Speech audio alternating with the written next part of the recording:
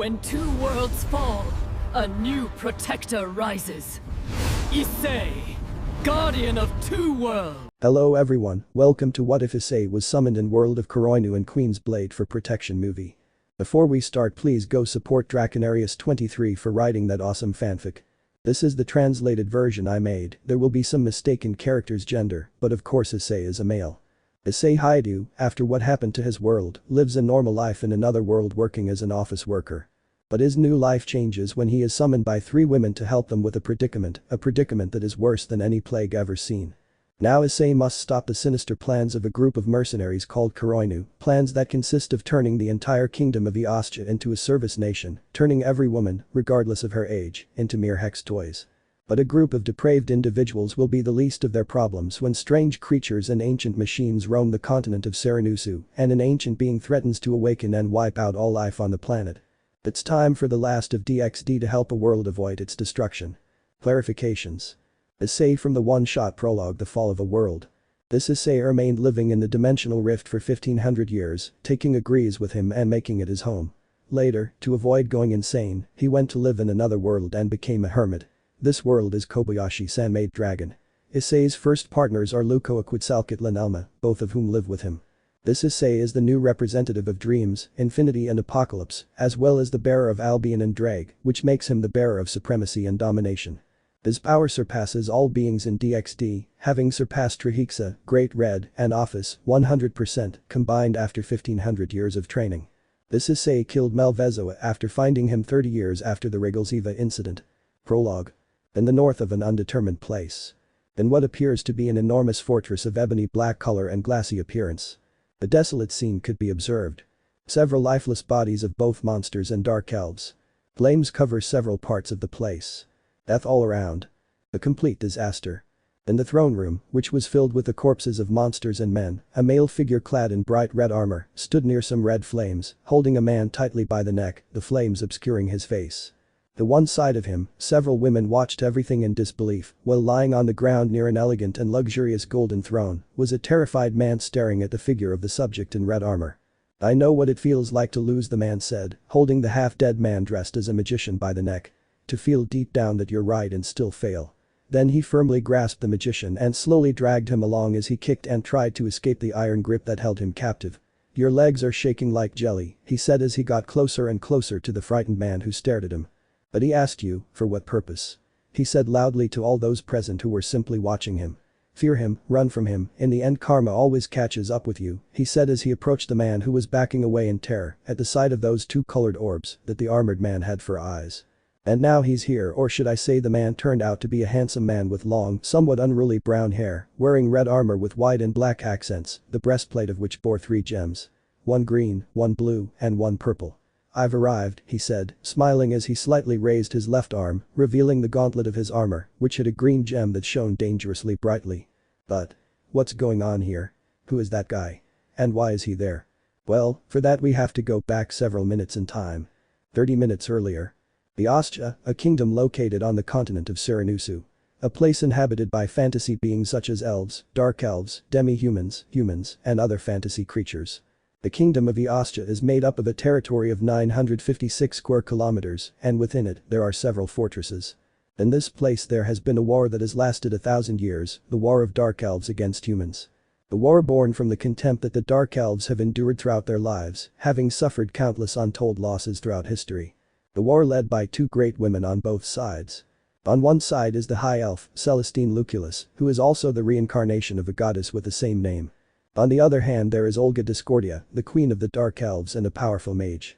The war reached a point where Olga began to use the monsters and beasts surrounding the northern lands in order to gain ground in this war. The war that has caused several calamities over the years. If there's one thing to highlight, it's that women are usually the ones who fight and men not so much. Due to the war, Celestine created the Alliance of the Seven Shields, uniting knight princesses from fortresses across the kingdom. Alicia Archeress. Prim Heir. Maya. Pagaya. Uru. Claudia Levantine. And Celestine herself. The alliance was created to counter Olga's forces. Of course, even with that, the war didn't end, as it simply dragged on and on. Celestine could find no way to stop this bloody war that was claiming the lives of thousands, and besides, the monsters controlled by Olga were simply beasts, driven by their lust and carnal desires. These beasts were the main reason for creating fortresses, in order to keep all people safe, especially the women who were the target of the beasts. In the end, Celestine one day had a dream, a vision of a great event that would resonate throughout Eostia for years to come. His dream began with a vision of a dark red-eyed dog threatening to destroy the fortresses, but out of nowhere, a powerful red dragon slew the dog. Afterward, he saw a vast chasm open in the earth, and from it, countless demonic creatures emerged to fight the dragon, who fearlessly battled the endless infernal hordes. The dream ended with the red dragon roaring fiercely against a sphere of light like the sun, which hovered in a red sky. Since that dream, which he didn't quite understand, he hasn't had any more premonitory dreams. Without further ado, she ended up accepting an idea from the Night Princess of the Fifth Fortress, Maya Fixie. Before becoming a Night Princess, she had been a mercenary and belonged to the famous mercenary group, Kuroinu. Although somewhat reluctant, Celestine eventually agreed and hired the mercenaries led by Volt, and they set off for the Dark Elf fortress north of Eostia, beyond the Dark Swamps. Without knowing that this was the beginning of what he saw in the dream. Dark Elf Fortress. The fortress of the Dark Elves, home of the race that was marginalized and outraged by humans. A beautiful fortress with thick black walls and a large black castle where the queen of the Dark Elves, Olga Discordia, lived. It was recently invaded by Kuroinu's forces who took advantage of the situation to put into action the most sinister and disgusting plan imaginable. A service nation where women, regardless of age or marital status, would be mere hex objects for every man on the continent. Volt, leader of the Kuroinu group, was the one who came up with the idea and convinced the ogres, orcs, goblins and other dark beings to overthrow the 7 princesses of the alliance, and as a start, he attacked the fortress of the Dark Elves. Olga Discordia, a beautiful dark elf and great sorceress, although the latter has diminished over the years. A strong, determined and powerful woman, despite not having the same power as before. She was serious and firm in the things she did and rarely lost her temper. She has people she trusts around her. His loyal right-hand woman, Chloe, is half-human and has suffered greatly at the hands of both humans and dark elves. A beautiful dark elf with blonde hair and a strong warrior. Her assistant Luca, a dark elf who lived in poverty since childhood and who gradually earned her place until Olga decided to have her as her assistant in matters relating to her reign. Rebellia, a witch who ceased being human long ago and who has been her friend for years, having lived in the swamps until Olga gave her a home in her dark fortress, being a great witch who has helped her a lot in these years. Willona, a slime who is in Rebellia's service and is a great warrior, as well as being able to change shape to go unnoticed. Seton, a powerful necromancer who arrived in their lands years ago and who eventually became a great ally because of her magic that controls the dead. Finally, there is Misty Aura Art, a dark elf with white hair who is a fortune teller who has been with her from the beginning and is her second in command. They are all his allies and the ones he trusts most, but it was no use having them because they were all defeated by Kuroinu. Misty Aura warned him about a possible attack, but he didn't expect it to be something like that. Humans, monsters, and dark elves. Her own people betrayed her, and it was a hard blow for her. They were all captured and held captive, and now they were all gathered together in the dungeons of the Dark Fortress. "Damn it, you damned wizard, I can't escape," complained a pink-haired girl as she struggled to get out of shackles with strange runes that held her captive against the wall of the cell where she was. "You disgusting bastards, if it weren't for that damned wizard, you'd all be dead," said a beautiful woman with black hair and pale skin, annoyed. "Tell me about it, he didn't leave me time to summon my family," complained a beautiful woman with lavender hair and a monkey's tail. "This got out of control the moment our own people betrayed us," said a young, dark-haired elf with black hair angrily. "With all the ungrateful wretches, all for them just to follow those filthy humans, damned bastards," said a dark blonde elf with great hatred in her voice. A beautiful dark elf with long white hair was looking at a beautiful dark elf with dark hair who was silent. Olga Sama, the white-haired woman, spoke to the woman who is none other than Olga Discordia, queen of the Dark Elves, or former queen, due to what happened when Kuroinu attacked them.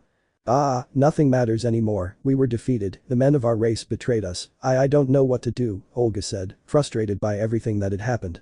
She felt sad, upset, and worried about what might happen to all her allies. She didn't have many options. "Olga, we still have that," said the black-haired woman. "What are you talking about, Rebellia?"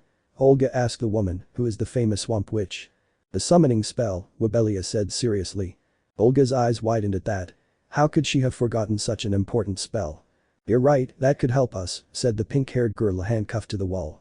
"But I don't have enough magic to perform that spell," Olga said. All her magic had weakened over time, and she wasn't in a position to perform such a spell. There's nothing to worry about, Seton and you and I can help each other to perform the spell, Werbelia said with a smile. That's right, that's how we summon someone powerful to kill those Kuroinu bastards and those traitors, said the lavender-haired woman who is the necromancer Seton. That could work, although the spell can summon any being, and it could be somewhat contradictory if that being joins Kuroinu and his plans, said the white-haired elf with some concern in her voice. Listiora, it's all or nothing, we can't do anything but hope the spell works, Olga said seriously. The blonde elf named Chloe, Olga's right-hand woman, and the dark-haired elf named Luca, Olga's assistant, listened attentively. They couldn't do much to help, but they would do what they could to aid their queen. Then footsteps were heard and several men, along with some ogres, approached the cells. Forgive the delay, ladies, but Vault Sam requires everyone's presence, said the man leading the group, while staring openly at each woman's body. They all frowned at that, but said nothing. The men opened the cells and took the women out, the pink-haired girl being tightly restrained in those special handcuffs, and she, along with Chloe and Seton, were the ones who caused the most problems when it came to taking the fortress. After a few minutes where they had to endure being touched by the men, they were taken to the throne room, where seated on the golden throne that once belonged to Olga, was Vault, leader of Kuroinu, smiling arrogantly at the sight of the women. They were all kneeling a few meters from Vault, who looked at them with a big smile. Tell me, what do you want? Olga asked with the utmost contempt, while all the women looked at the man like trash. Haha, I find those looks on your faces amusing, but getting to the point, to answer your question, it's quite simple, really, Vault said calmly, looking at the women with a lewd smile. As you can see, my men haven't even received their reward yet after all their hard work, and I thought, why not give them the former queen of the Dark Elves, after I steal her virginity? Besides, since your other allies are here too, I just thought it would be better to get it all over with once and for all, Vault said with a disgusting smile. This clearly enraged all the women. You damn bastard, you'll pay for all this. Shouted Chloe, who was the most furious of them all. Haha, nice words for a mixed-race woman, but anyway, restrain Olga, he ordered his men who responded to the call. Olga looked at one of the subjects holding his magic scepter, looked at Werbelia and Seton, and nodded. Olga quickly stretched out her right arm and opened her palm, and immediately her scepter flew towards her, and when she held it, it lit up brightly, astonishing everyone. Now. Olga shouted, and Seton and Werbelia approached Olga and placed their hands on the scepter to begin the chant. O great being from another world, you who possess the power of a god, we invoke you to destroy all our enemies, and we surrender ourselves to you as payment to seal this pact. Come and answer our call. A great radiance illuminated the room, causing everyone to cover their eyes. Appear, celestial being. After that, the light became blinding for a few seconds and then dissipated, revealing that nothing had happened. After seeing that the spell didn't work, they all felt distressed. Their last card hadn't worked at all, and now they were at the mercy of Vault and his men. It can't be, said Olga, falling to her knees with great despair in her eyes. She was exhausted and now she could offer no resistance. Everything was lost. Seton and Werbelia were no better off, having now lost all hope and facing a fate worse than death. Haha, that was quite surprising, for a moment I was worried, you know. It's a shame your little trick didn't work, Vault said with a big smile. That's obvious, Vault-sama. I put a spell on this room, so it's normal that the summoning magic didn't work, said a thin man holding a grimoire, who was Kin, one of Vault's two close associates. Good job Kin, just for that I'll let you keep that witch, after all you've been obsessed with her, Vault said, looking at Werbelia who felt disgusted by it. All was lost and Kuroinu won. Yeah, as if those things happen. Then a strange portal appeared in the shape of smoke that spread to reveal a dark hole that rotated rapidly with white flashes.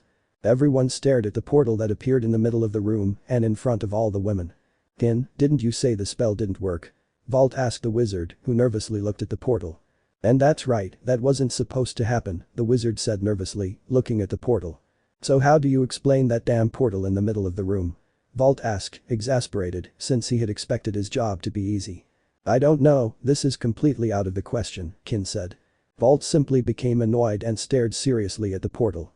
Then footsteps began to be heard coming from inside the portal. The footsteps grew closer and closer, and in a few seconds a male figure crossed the portal, which then closed behind him.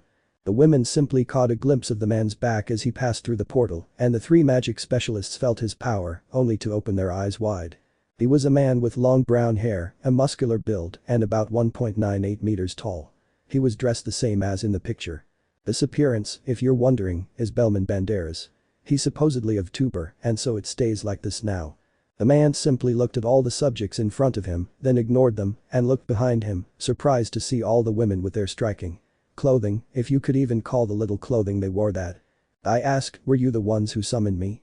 The man asked the women, who were silent with surprise. Two of them smiled at the sight of the handsome man before them.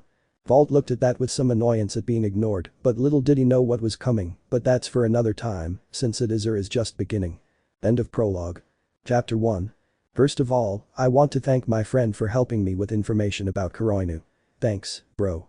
P.S. Don't get too excited, thinking about a chapter is difficult and takes time, so I'll probably update 1 or 2 chapters of the 3 stories per week, or maybe 1 of each, I don't know yet, but I hope you'll be patient, because my hands get stiff from holding them in one position for too long.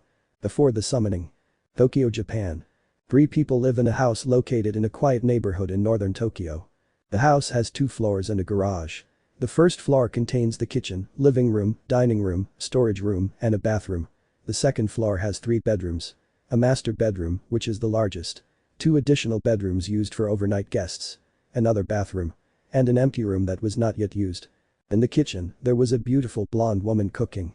This woman has long, slightly curly blonde hair with light green and light blue tips, a voluptuous figure with H-cup breasts, a slim waist, wide hips, and full thighs. She wears a white t-shirt and short shorts with black thigh-high stockings. Her face is beautiful, and she keeps her eyes closed. The most peculiar feature is the 2 horns protruding from her head. She was humming while cooking breakfast for the people in the house besides herself. Meanwhile, in the master bedroom. "Are you ready?" asked a beautiful woman with short dark brown hair with red streaks, blue eyes, glasses, and wearing an office suit that left the jacket open, revealing her E-cup breasts. "Yes, it's best if we go down now," said a chestnut-haired man dressed in a clingy office suit. This man was Issei. "Right, we'd better hurry before we're late for work," the woman said as she adjusted Issei's tie. "Perfect, now then, let's go downstairs," she said with a smile after giving the brunette a soft kiss on the lips. The 2 went down to the dining room, and when they arrived, the blonde had finished placing a banquet fit for a king on the table. "Eat while it's hot," said the blonde with a beautiful smile. The chestnut didn't wait and went to sink its teeth into the food with a happy smile. Issei smiled amusedly and approached the blonde to kiss her, which she reciprocated. This is how breakfast began for the 3 members of this small family. After that, the 2 chestnut-haired men went to get some briefcases that contained their belongings. "Have a great day, Ice-kun, Elma-chan," the blonde said with a smile. "Sure, likewise Lukoa, see you this afternoon," said Issei, and Elma nodded with a smile. The 2 chestnut-haired men went to their jobs, leaving Lukoa alone in the house. "Well, I'd better clean up a bit and then I'll go to Thoru's," Lukoa said, starting her housework duties. Now. Let's put things into context. After Issei killed Eva by throwing him into the sun, approximately 1500 years passed, during which Issei isolated himself in the dimensional rift. 10 years after the event, Issei returned to his world to gather what little remained. After 50 years, he had collected various items, from secret inventions of the human world to magical objects from the supernatural realm.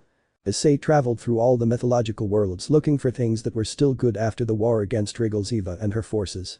In the underworld, he encountered a Grease, who was about to be kidnapped by the Eevees, who were interested in the secrets the city held. So, the chestnut-haired man, having learned to create a barrier from reading books on magic in Asgard, Golden Dawn, and Grezobur, erected a barrier to keep a Grease in the dimensional rift, preventing her from suffering its effects and being banished into nothingness.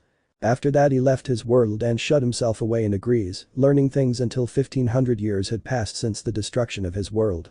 After that, he decided to travel between dimensions to see how far it would take him, and the results were pleasing. He ended up in a world just like his own but without the supernatural, a normal world. With that in mind, he decided to lead a somewhat normal life, going to work as an office worker in a company. There he made 2 friends, a girl named Kobayashi Kaori and a boy named Makoto Takiya.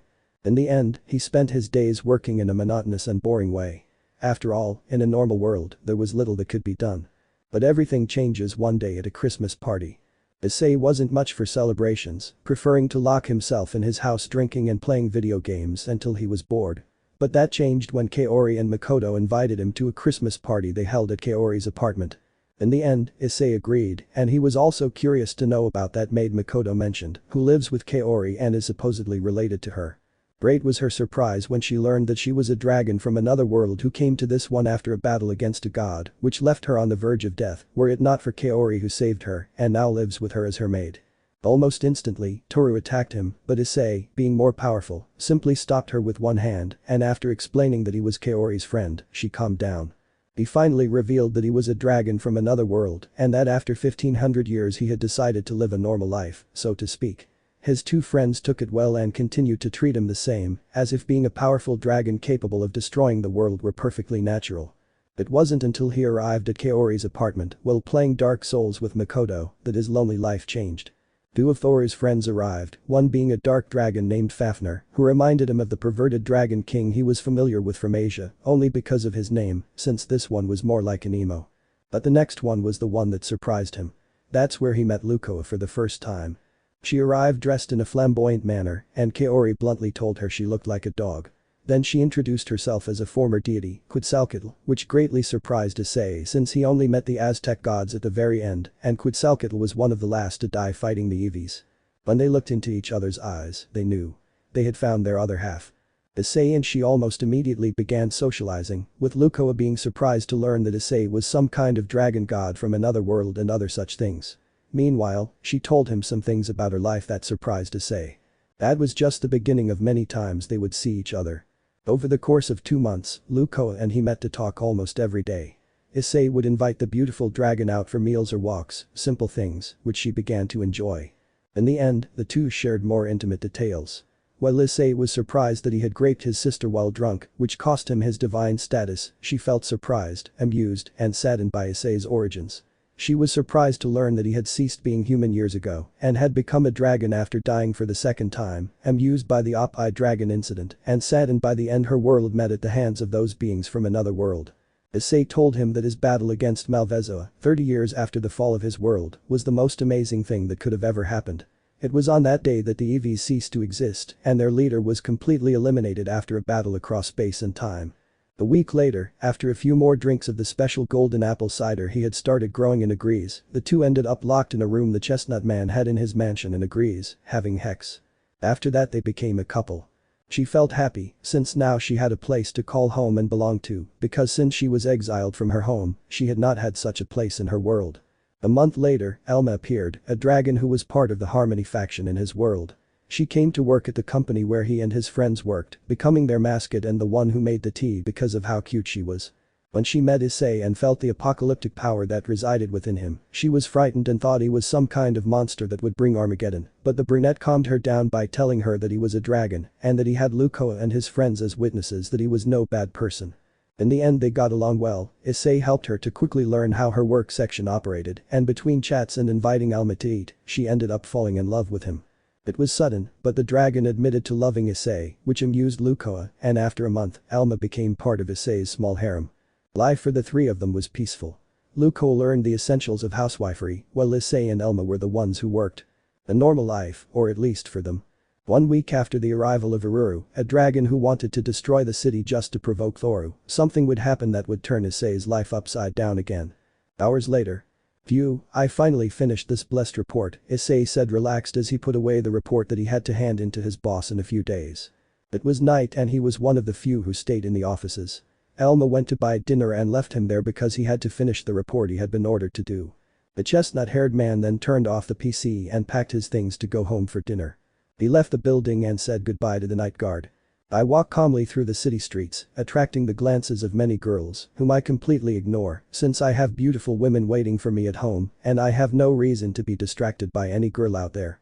After what felt like 15 minutes, he was arriving home after taking the subway, but something made him stop walking. A strange dark energy signature appeared before him, calling to him. Wait a minute, a summoning spell. Was his first thought. Sighing, he picked up his phone and called home. Hello? Lukoa's voice answered the phone. Lukoa, darling, I don't think I'll be going home because I don't really know, Issei said, watching as the magic signature gradually lost power. What does Ice-kun mean? She asked, confused. Well, it seems someone is summoning me, Issei said, watching as the energy diminished further. Is it in this world or another? She asked calmly. I think another one and I'd better go, because of the energy it gave off. Something tells me it's a last-minute spell, said Issei, approaching the energy form to try to discern its source. Well, be careful and if it's something bad, just kill your summoner, and that's it she said calmly, to which Issei smiled. Yes, I'll be careful, and well, I love you too, Alma, see you later, Issei said, opening a portal. I love you too, I'll come looking for you if 2 days pass, Lukoa said, to which Issei smiled. She hung up the phone and went into the building. An adventure? A voice asked. Something tells me this is going to be eventful, said a second, deeper voice. Drake Albion, it's good that you're awake, and yes, I think we'll go on a little adventure to another world, said Issei as he walked into the portal he opened. I just hope it's not something stupid and you don't end up in trouble, said Drake calmly. Be careful whoever summoned you don't know what might happen, Albion said calmly. Yes, I'll be careful, Issei said calmly. He changed his clothes along the way and put on a different suit. After walking for a while, the portal opened on the other side and upon exiting, one was met with a scene worthy of an ancient medieval era. Okay, now, where am I? Issei thought, looking at the dark-haired man in front of him who seemed to be one of those fantasy wizards. I notice some ogres and other men wearing armor.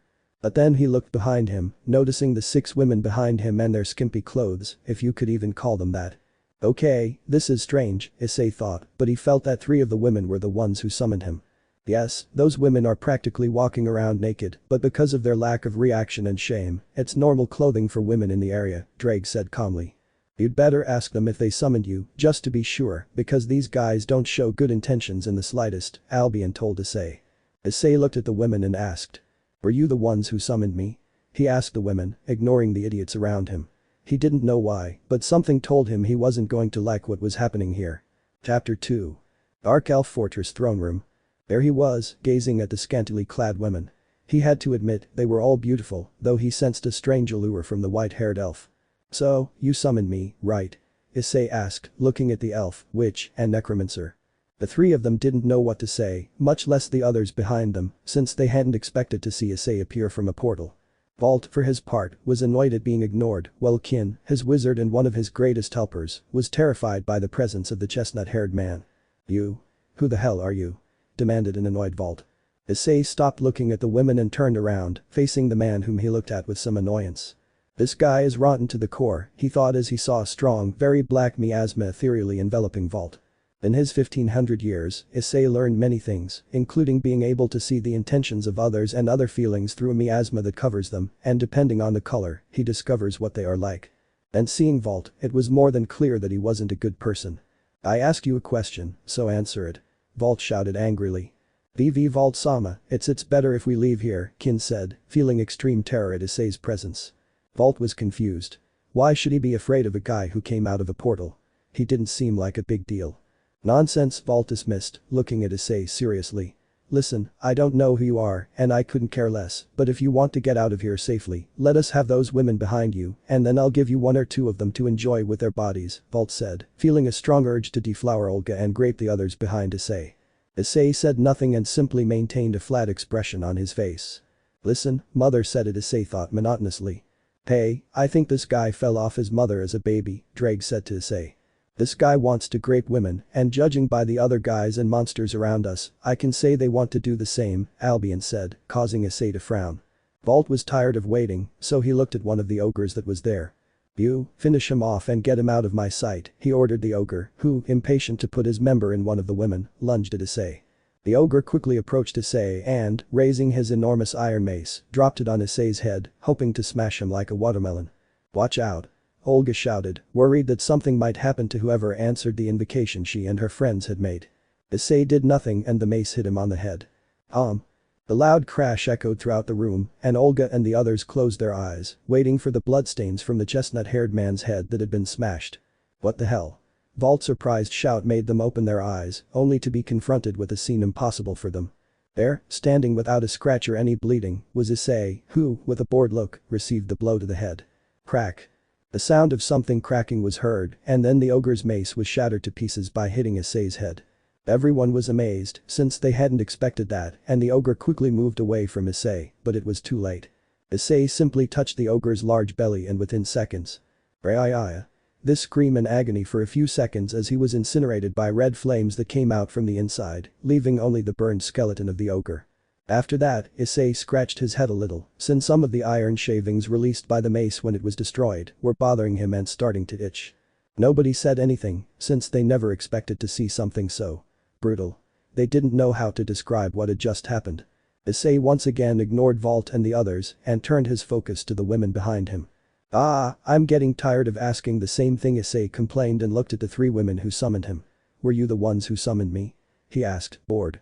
Almost immediately Olga, Seaton, and Werbelia came out of their trance and Dogiza answered in unison. Yes, please, help us. the three said in a desperate tone. Issei comically opened his eyes at that and felt uncomfortable. He could hear Drake mocking him. Vault was scared, looking at his wizard and assistant Kin, who had a terrified expression. He knew that guy was very dangerous. Well, also because he shattered an iron mace after it hit him on the head, and also because he incinerated an ogre just by touching it. He had to escape and tell his colleague. Issei, for his part, sighed and knelt on his right knee to be at the same height as the three women who were still in doggies in front of him.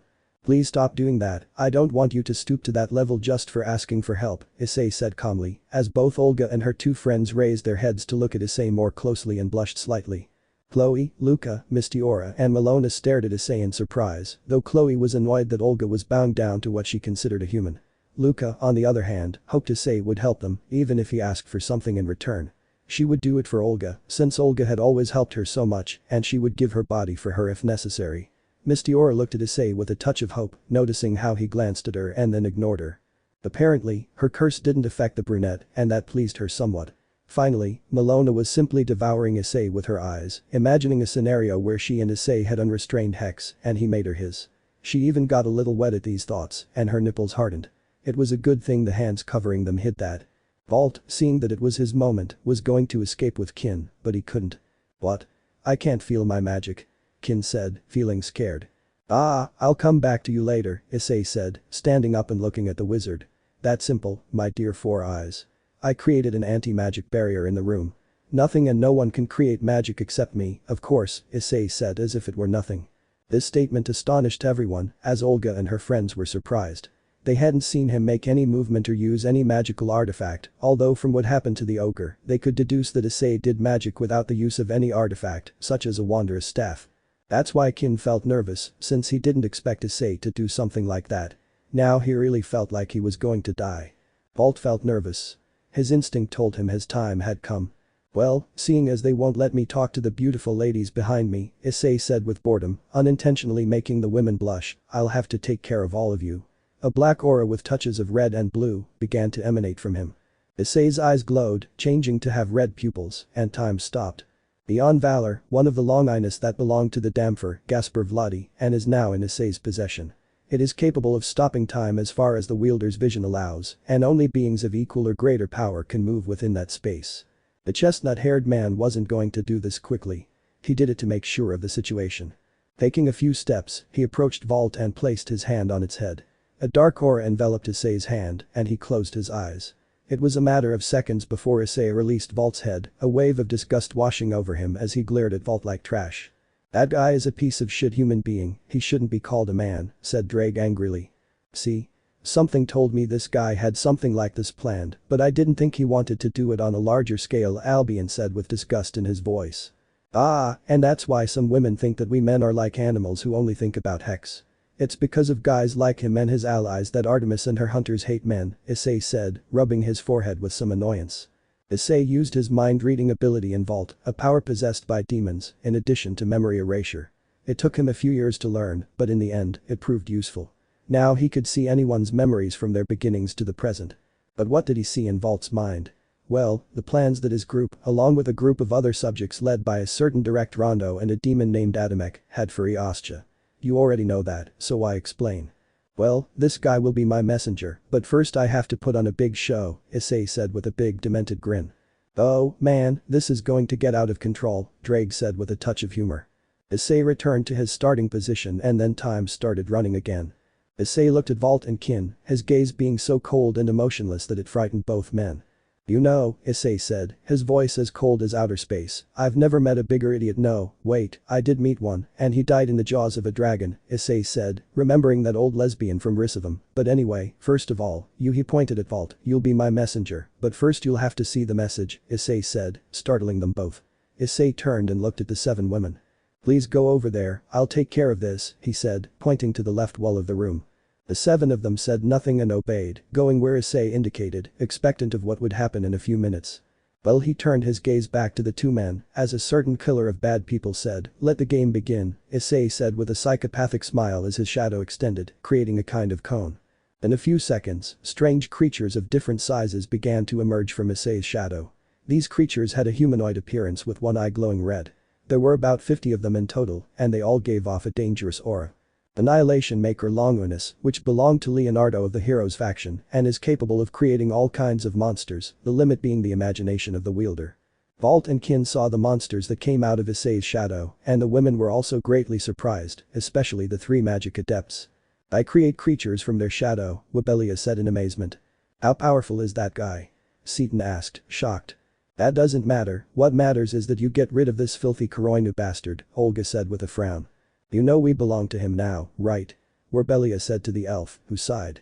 I wouldn't mind being his, I mean, look at him, he's handsome and powerful, just the way I like men, Seton said with a flirty smile, looking at the brunette who was smiling like crazy. Olga looked at Issei and honestly thought it wouldn't be a bad idea for him to be her owner, although she hoped he would treat her well.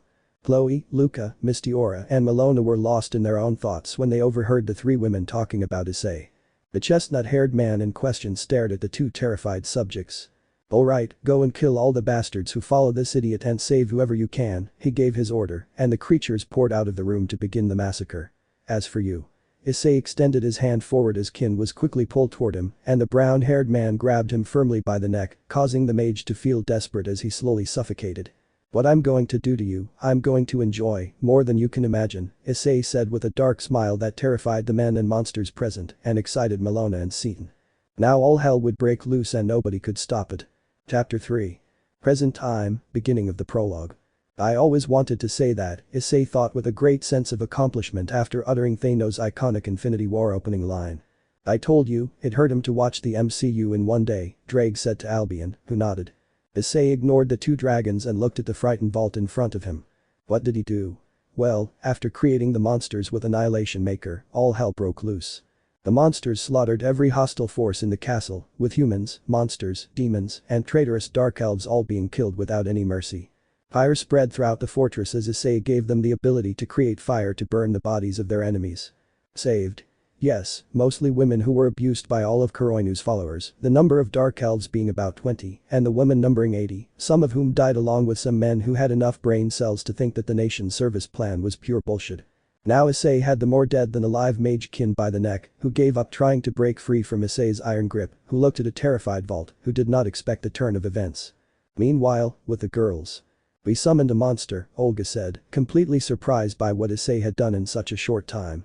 I wouldn't put it that way, Webelia said calmly. That's right, we invoked a god. Seton said, not quite sure what she was saying. Whatever the case, he helped us with Kuroinu, and that's what matters, Olga said, relieved.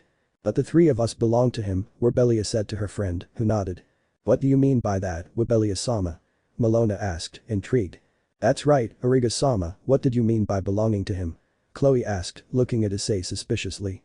The summoning spell that the 3 of us performed was to bring a powerful being to kill our enemies. The catch in the spell was that we were the payment for the services of the summoned being, and you'll understand the rest, Olga said calmly, which alarmed Chloe. No way. Ariga-sama, you can't be that man's slave. You, Webelia-san and Seton are the most important people in this place. You can't lower yourselves to mere servants. Chloe said in denial. Honestly I wouldn't mind being his, Seton said, licking her lips as she looked at the brunette.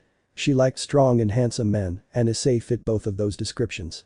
You're just a pervert who only thinks with her vagina, Luca said with a flat face. Seton was annoyed by what the dark-haired half-elf had said. Was what they did okay? Mistiora asked her friends. It was that or be mere hex objects for a bunch of lustful pigs, Olga said seriously, making everyone frown. But still, being a slave to that guy isn't any better, what if he's worse than them? Chloe asked, her voice dripping with venom. She's not like them, Webelia said, drawing Chloe's attention. What do you mean? The blonde dark half-elf asked the witch. I don't know, I just feel like he's not like them, Webelia said seriously.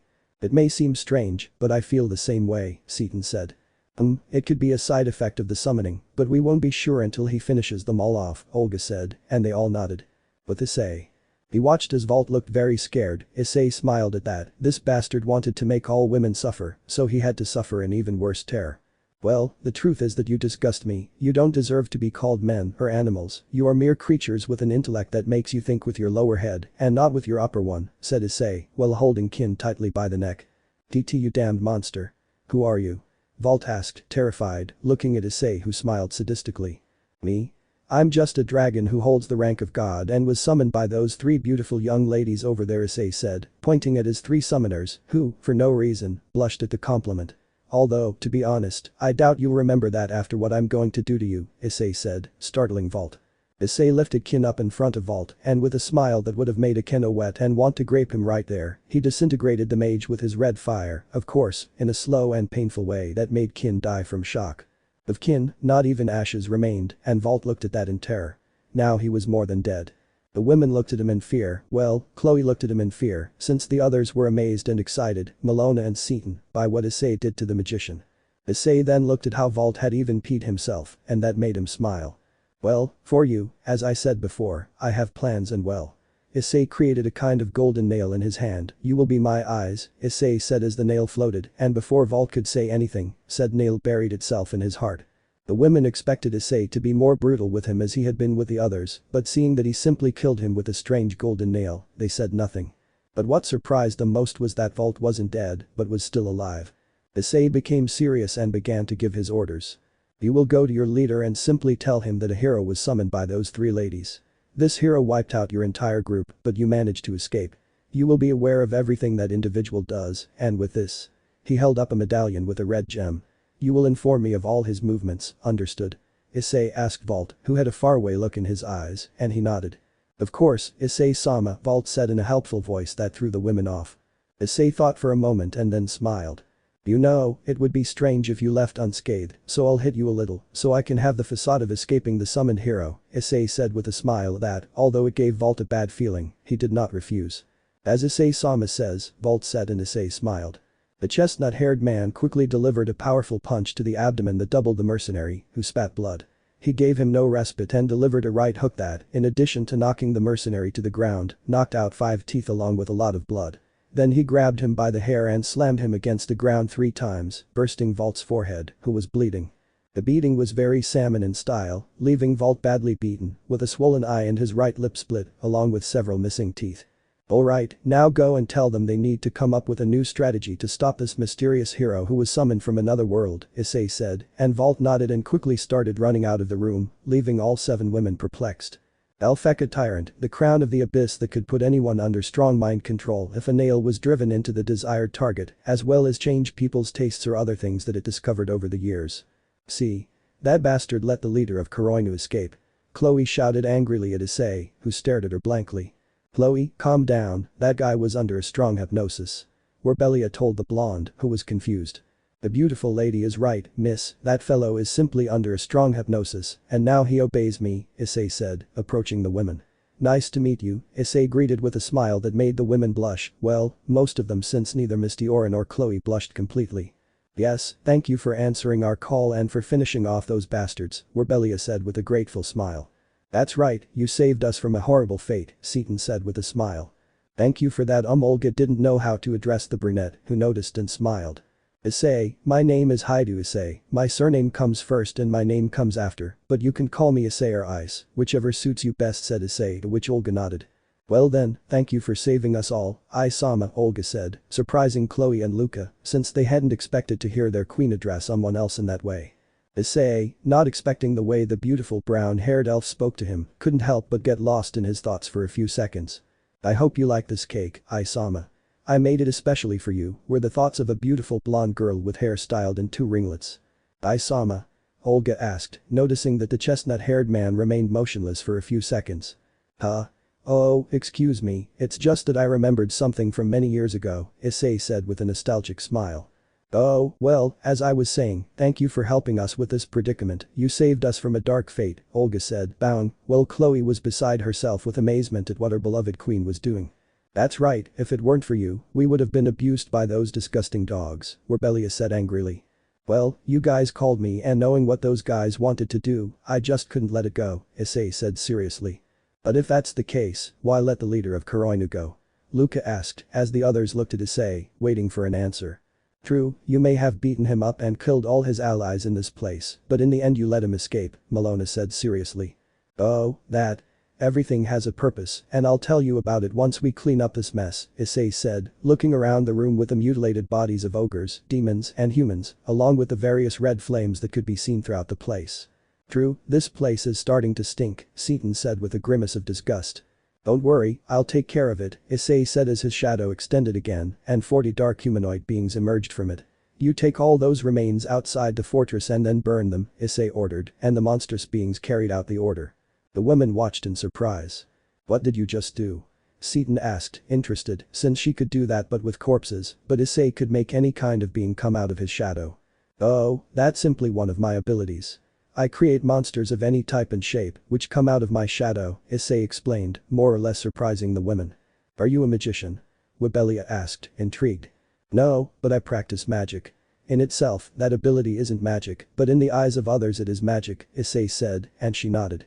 You still haven't answered the question, why did you let Vault escape? Misty Aura asked, as Issei looked at her and felt that strange sensation again just by seeing her, but he ignored it to answer. Well, before I dealt with those Kuroinu idiots, I discovered a large part of Vault's plan for this kingdom, and believe me, this is bigger than it seems, Issei said, surprising the women. What do you mean? Luca asked. Well, it seems Eostia was the beginning of a conquest plan that consisted of turning all of Serenussu into a continent of service, Issei said with disgust just remembering what he saw in Vault's mind. Now he knew what Alex Mercer felt when absorbing enemies. The women were shocked. Did he just say continent of service? It can't be, those bastards are crazy. Chloe shouted furiously. How did Isama know that? Olga asked the chestnut-haired man, who sighed. One of my abilities is to stop time, and with that, I took the opportunity to read that idiot's mind to see what he was planning. Apparently, he's not the only one involved in this. There are also demons involved in this problem, especially one called Adamek, Issei said, surprising the women beyond belief, but it was Webelia and Olga's expressions that stood out the most. It can't be, the king of the underworld is involved in this, Webelia said, frightened. This has to be a joke, that demon is powerful, Olga said, echoing her friend. From their expressions, I can deduce that this individual is dangerous, Issei said, observing the fear in both women's faces. Adamek is the most powerful demon of all. He ruled the underworld in a single day, easily wiping out several high-ranking demons. He is ruthless, brutal, and also a first-rate lustful man, as he tends to seduce women for the sole purpose of having them among his many concubines, explained Webelia, who had almost been taken to the underworld herself if not for Olga. Wow, that idiot is disgusting, Issei said, thinking Rissavam was stupid and crazy, but apparently that guy is crazy and perverted. So, what are you supposed to be? Chloe asked somewhat aggressively. Chloe. Olga said, annoyed by her right-hand man's attitude. Don't worry, I'm not offended. I can see that she had a tough past that shaped her current personality, Issei said calmly, surprising the women with this. Well, what I am is simple, I'm a dragon, Issei said, showing his wings and astonishing the women. The dragon, Chloe said, impressed. But she wasn't the only one. They were all stunned, since seeing dragons was uncommon and far less common than seeing a humanoid one like Issei. By the way, I'm not a normal dragon, I'm a dragon of dragons, the new Shinryu, true dragon, and bearer of the souls of two celestial dragons. Hi to Issei, the new dragon god of dreams, infinity and apocalypse. Yep, that's me, Issei said proudly, since he felt proud of the power he now possesses. And now they were more than surprised. Besides being a dragon, he was a god with amazing titles, and to top it all off, he had the soul of two celestial dragons. Olga Webelia spoke to her friend in a state of shock. Webelia? Olga asked, looking at Issei in shock. We invoked something powerful, Webelia said. Powerful and? Seton said in amazement, then gave a perverted smile looking at Issei while licking her lips. Hexy, she said, hoping that her new master would train her, since what she said made her friend sweat. Luca and Chloe stared at Seton with blank expressions. You damn perverted monkey. They both said, angering Seton. Misty Aura looked at Issei in surprise and now knew why his curse didn't affect him, or so she thought, since Issei was immune to all kinds of curses that affect humans or low-ranking demons. That's why the charm curse surrounding the Hexy albino elf is something that doesn't even faze the brunette. Issei looked at the women and sighed. Behind Issei, the monsters he created could be seen putting the corpses into black bags that Issei gave them while they were distracted. Elsewhere. In a place in Eostia, being a dense forest, two female figures could be seen sitting on some logs. So they sent that group of mercenaries to finish off Olga, said one of the two women, a beautiful dark elf with white hair and red eyes, a stunning body with large breasts, wearing the same skimpy clothes as most women in this world, although she had no panties, because what covered her femininity was a snake. That's what I heard in Theo, said the other woman, who had long pink hair, brown skin, purple eyes, a body almost as voluptuous as the dark elf in front of her, and wore a strange outfit that covered most of her body, along with a black cape behind her. This is a problem, said the white-haired elf. Although I think he'll do well, he has the swamp witch and that crazy necromancer on his side, plus his right-hand man, and that half-elf, said the brunette with pink hair. Even so, I think this is a problem. Those Kuroinu guys aren't exactly trustworthy, said the elf. Are you going to help? The pink-haired girl asked. That doesn't sound so bad, although it could be interesting. I mean, those guys are supposedly powerful, so I'd like to fight them to see if they're as strong as they say, said the elf with a smile, making the pink-haired girl sigh. There's nothing you can do with Echidna. If it's not chasing girls, it's money, and if it's not money, it's fights. You're a real handful, said the brunette with pink hair to the beautiful dark elf named Echidna, who smiled. Oh, come on Ingrid-chan, wouldn't you like to go have some fun eliminating some low-level mercenaries? I don't know, but I might get a surprise when I arrive, the dark-haired elf said to her friend, who sighed. Well, I haven't had a good fight in many years, this could be interesting, Ingrid said with a half-smile, cheering up her friend. That's the spirit. Now let's go, we might arrive at a crucial moment and we can also charge you a good amount for helping, Echidna said with a smile, while Ingrid shook her head at what her friend said. Let's go now, said Ingrid, starting to walk alongside Echidna, who was smiling. The two were going to the Dark Elf Fortress without even knowing what had happened there, but oh well, to each their own. Chapter 4. This chapter is short, somewhat random, and well, lacking inspiration since I'm having a creative block for this story. I have the main focus and the plot thread, but I get confused and end up getting bored halfway through. I'll try to work on the story, though it might take me some time. Anyway, I'm working on the first chapters of DxD Absolute Power, so I might upload the first chapter next week or the week after. I need to at least make some progress on that story before going back to DxD. That's all for now, friends. Moments later, throne room. After the cleaning that Issei ordered the monsters he created to do, everything was more pleasant to be in, and he also made sure that the dark elves who survived this incursion were okay, although he had to put them to sleep with magic so that they would be calm. So? Would you tell us why you let that bastard go? Chloe asked, more calmly, looking at Issei suspiciously. Chloe, calm down, Olga said, annoyed by her right-hand woman's attitude towards her new master. Just thinking about it made her blush. Ah, it doesn't matter, Issei dismissed, noticing the women were listening intently. They were all sitting in chairs that Issei created with his magic, the chestnut-haired boy ignoring the few garments that were women's clothing. The reason is simple, to hit those bastards where it hurts the most, Issei said, confusing the women. What do you mean by that? Malona asked, confused. Well, the best way to harm a small-time villain like that guy called Direct Rondo and that demon Adamek is simple. Destroy their plans, Issei explained, though few understood. You mean you let that bastard go after brainwashing him to have an infiltrator in whatever those bastards are planning? Werbelia asked, and Issei nodded. Basically, it's a simple strategy, and since Vault will continue to behave as it does, they won't suspect a thing, Issei said, and they all nodded. But isn't that risky? I mean, they're still on the loose and could do whatever they want, Mistiora said, and Issei looked at her. Yes, I know they're loose, but I have a plan for that, Issei said, and Olga understood. We will create those creatures to stop their attacks, the queen said, and Issei nodded. Yes, I can create all kinds of creatures with all kinds of characteristics and abilities, so I could create some that would spread throughout Eostia to eliminate all the idiots who are doing their own thing, Issei said calmly. But why help others? It was Arigasama, Werbelia Sab, and Seton who summoned you, so you shouldn't worry about anyone else besides them, Chloe said with a frown. Chloe, that's enough. We'll do whatever he wants, and if he wants to help everyone, we'll do it without question, Olga said seriously to her right-hand woman. But Arigasama. Why should we help our enemies? Asked the blonde elf, while Olga sighed, but it wasn't she who spoke.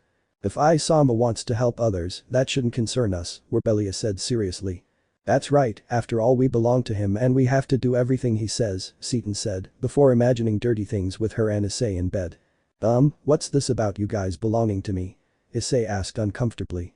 He's barely arrived and he already has new girls, this boy fills me with pride, said Drag, wiping away a fake tear. Issei's luck truly never ceases to amaze me, though I don't know if that's a good or bad thing, Albion said. Issei's luck is as bad as Parker's luck, of course, apart from the romantic relationship side, in that he does well, said Drake as if it was no big deal. Shut up, you damn lizards. Issei growled, annoyed with his two friends. Well.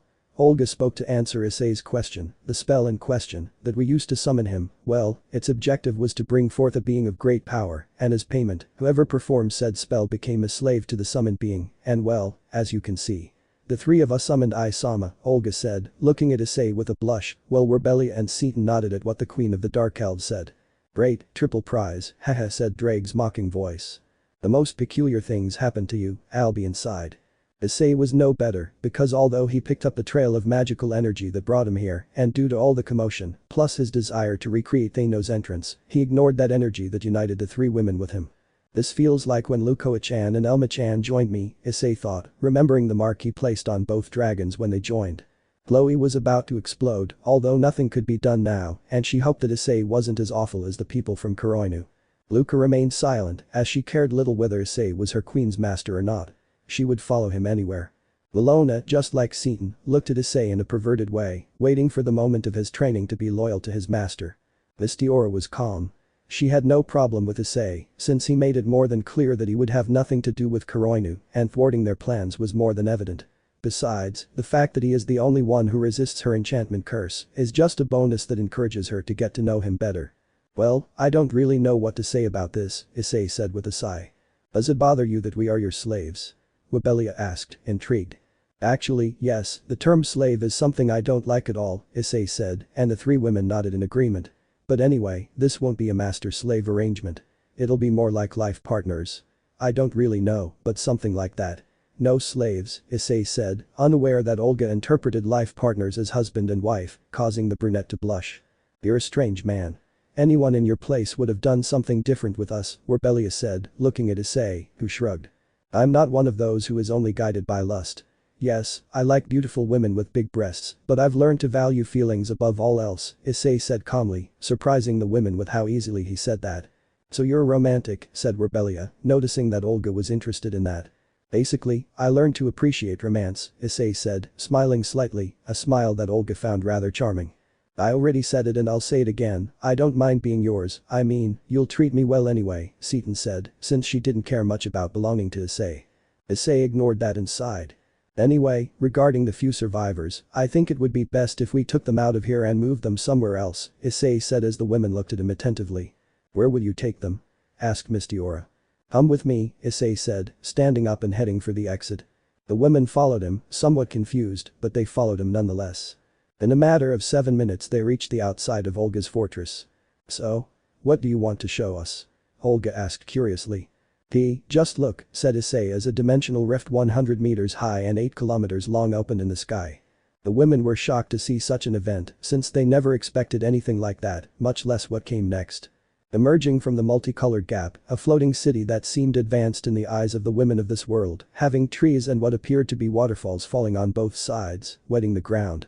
Behold, a city as old as the underworld itself and once used by the first Mau, Lucifer, the floating city of agrees, Issei said proudly as he presented the mythical city of his world.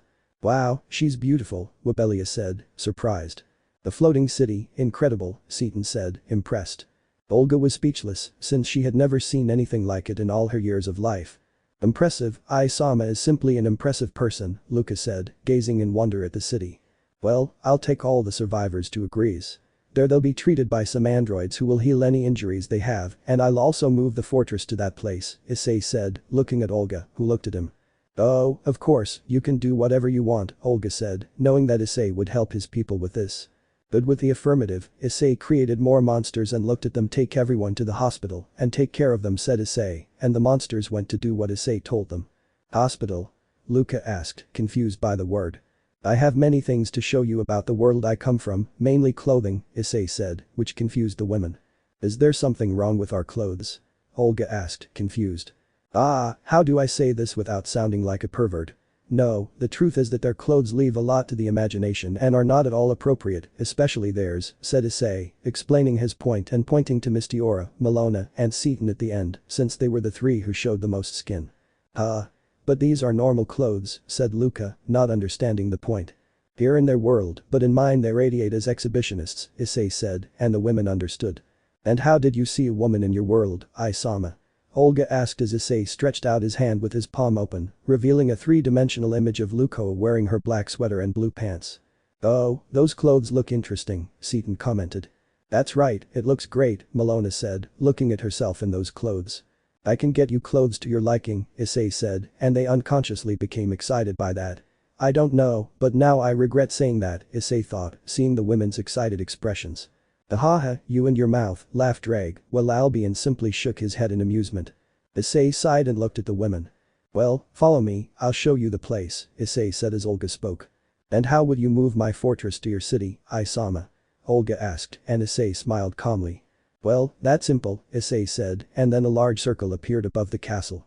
The magic circle astonished the women. The circle descended as the castle slowly disappeared, and after 2 minutes, the entire fortress vanished, leaving a large crater where it had once stood. "Impressive," Olga whispered, impressed. "You took the words right out of my mouth," said Rebellia, just like Olga. "Yes, our new master has many surprises in store," Seton remarked. "That's right, Isama is proving to be an impressive person," Luca commented, agreeing with Seton. "I hope it's not just impressive in that area," Malona said, and Seton smiled in understanding. Issei sighed at the comments. If he were the same as before, he would be happy, but he is no longer that Issei. Not anymore. "Well, come with me, we'll go to Agrees," Issei said, creating a magic circle under his feet. The women approached the chestnut tree and it activated the teleportation circle, disappearing from there. All that remained of the site was a pile of burning corpses. There was nothing left to indicate that the fortress of the Dark Elves had ever existed. Now he had to teach these women about things from his world. End of chapter 4.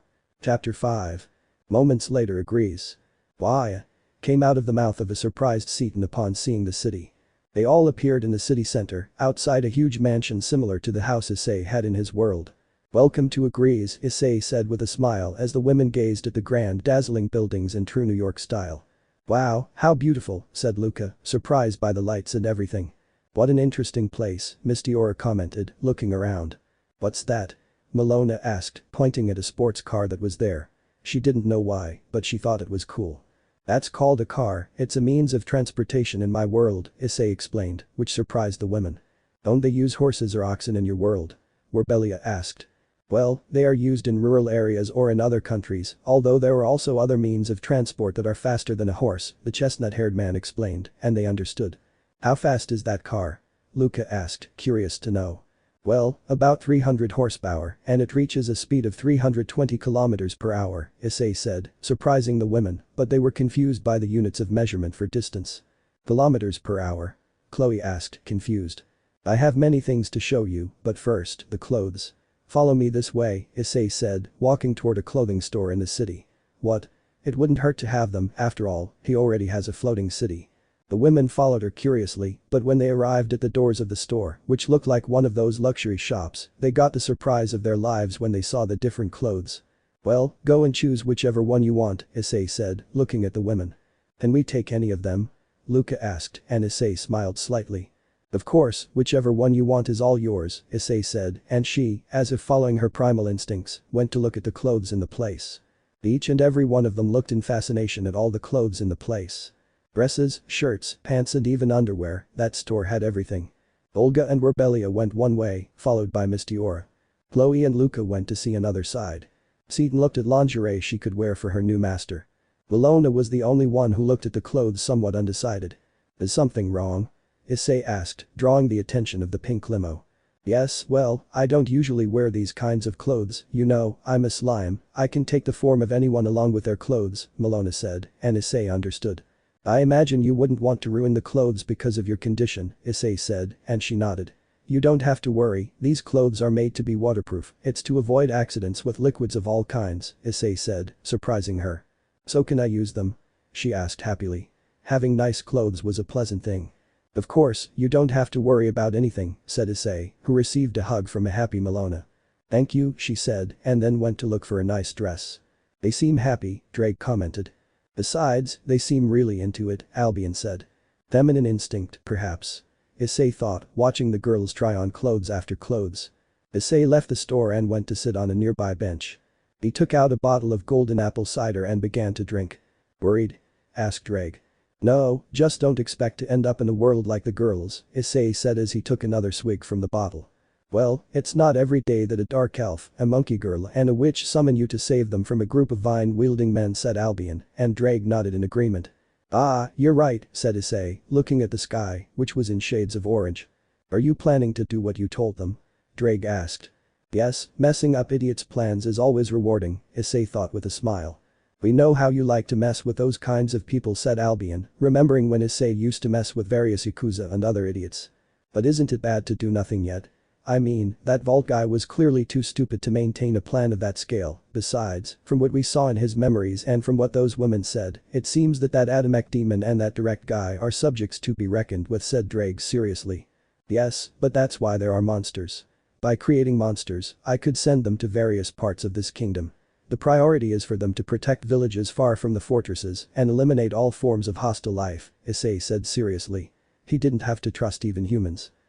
That's a good idea, but if things get out of control, you should use the Gog-Magog Legion, said Albion, making Issei remember when at 400 years old, he found a group of 1,000 deactivated Gog-Magogs floating in the dimensional rift. Yes, I could use them to checkmate any of the idiots, but for the moment there will be the monsters, Issei said, knowing that the Gog-Magog's Legion would be for a bigger problem. Then someone spoke to Issei. Issei-sama was Werbelia, who now has a white shirt under a black jacket and black pants, along with boots of the same color, the clothes being that cling to her voluptuous figure. Oh, Werbelia-san, what's wrong? Issei asked the witch, who took a seat to his right. Nothing, I just wanted to see what was wrong with him, I saw him talking to himself, she said, looking at Issei, who smiled slightly. That's right, I haven't introduced you to my friends yet, Issei said, which confused her. Friends? Werbelia asked, confused. Yes, the two celestial dragons that live within me, Issei said, and she was surprised by that. That's right, I mentioned it before, she said, remembering when Issei introduced himself to them. How strong are those two dragons? She asked curiously. They could easily wipe out an entire continent. Well, each one of them would do that, Issei said, and the woman's eyes widened at the revelation. Really? She asked, shocked by the answer. Yes, at least that's the power they had before they were destroyed, and their souls were sealed in artifacts created by God called sacred gear, Issei explained, surprising the woman. That means whoever defeated them was strong, she remarked. The truth is that it took 3 groups of different races to unite to be able to harm them. It was God who dealt the final blow and sealed them away, although that subject was weak after sealing away a dangerous beast that could destroy all beings in my world of origin, Issei explained, while Werbelia looked at Issei incredulously. And how strong are you? She asked her new master. First of all, don't address me formally, use the informal tu form. And regarding your question, well, the truth is that my strength depends on 2 factors. The first is my base power, which with my most powerful attack, could destroy a small country, Issei said, causing Werbelia's mouth to open wide at this. And the second factor is my armors. Each one is stronger than the last. In total, there are 3 armors, although with the most powerful one and my strongest attack, I could wipe out a large continent, Issei said. And that doesn't even include Ryudomaru. With Oxa full drive, he was on a multi-planetary, almost stellar, scale, but that's a story for another time. I don't know what to say, you are someone powerful, Werbelia said, impressed. It wasn't always like this, but now I am, and what I did to the Vault group is just the prologue to the book. I plan to seriously mess up the plans of those horny idiots, Issei said with a chilling smile that made Werbelia shudder. By the way, you look good in those clothes, he complimented the woman, who smiled slightly.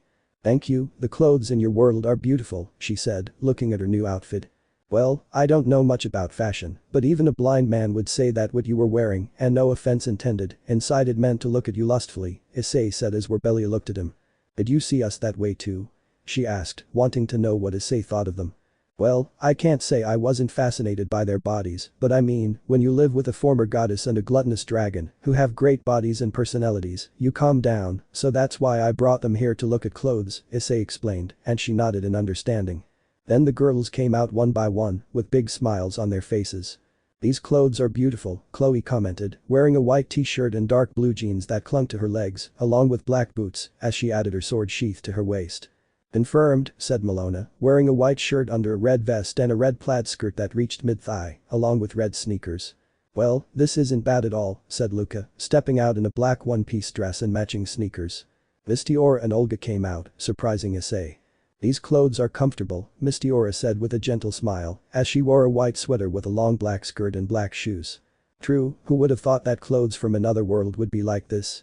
Olga said, smiling brightly as she wore a purple sweater with a black skirt, black tights, and black-heeled boots. I still don't understand how they were able to put on clothes without even having seen them before, Issei thought, confused as he looked at the women. Perhaps it's a woman's thing, said Dreg. That sounded very hexist, but I can't think of any other acceptable answer, Issei said, then sighed and stood up with Werbelia by his side. Well, now that you're dressed, follow me to my house, Issei said as he started walking towards the mansion in the center of the city. They all obeyed Issei's request and followed him to the place while looking with interest at the many buildings of Agrees. In a nearby place. "What the hell is that?" shouted the white-haired brunette from Echidna, staring in amazement at Agrees from afar. "It's a floating city apparently," commented the brunette with pink hair, Ingrid, looking at the same thing as her friend. After running a long way, the two of them arrived 1 kilometer from Olga's fortress, or at least where it had been before, since they couldn't see the fortress anywhere, and the first thing they saw was the floating city of Agrees, although of course, they didn't know what that city was. The two of them met and then looked at the city from afar. "We won't get any answers standing here," Ingrid told her friend. "It's best if we go see what that city is doing there and why Olga's fortress is no longer in its place," the pink-haired girl said seriously, to which Echidna nodded. "It's for the best, and I hope they give us a good answer or there will be bloodshed," Echidna said seriously. The two brunettes started running at high speed to get to the place once and for all. Elsewhere.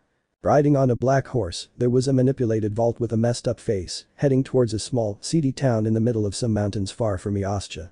He had long since left the northern lands of Eostia and headed to the place where the leader of all this shit resides along with the rest of the group. After riding for a few minutes I arrived at the village, where I noticed several criminals doing their thing, such as drinking, fighting and raping some women they kidnapped in nearby villages. Vault ignored that and went straight to the place that was his responsibility. After a few more minutes he arrived at a large house, which was the headquarters occupied by his allies. He got off his horse, tied it to a nearby tree, and went inside. He saw several of his subordinates sleeping, drinking, or having sex with a prostitute. He ignored that and went to the second floor of the house where, upon reaching the end of the corridor, he opened the door and found the person he was looking for. "Vault, until I arrived, what the hell happened to you and where is Kin?" the man in front of Vault asked seriously. The man in question is tall and muscular, with short brown hair combed back, dark skin, and a scar over his left eye. He was wearing only a tight black undershirt and dark green pants. "Everything went to shit, direct.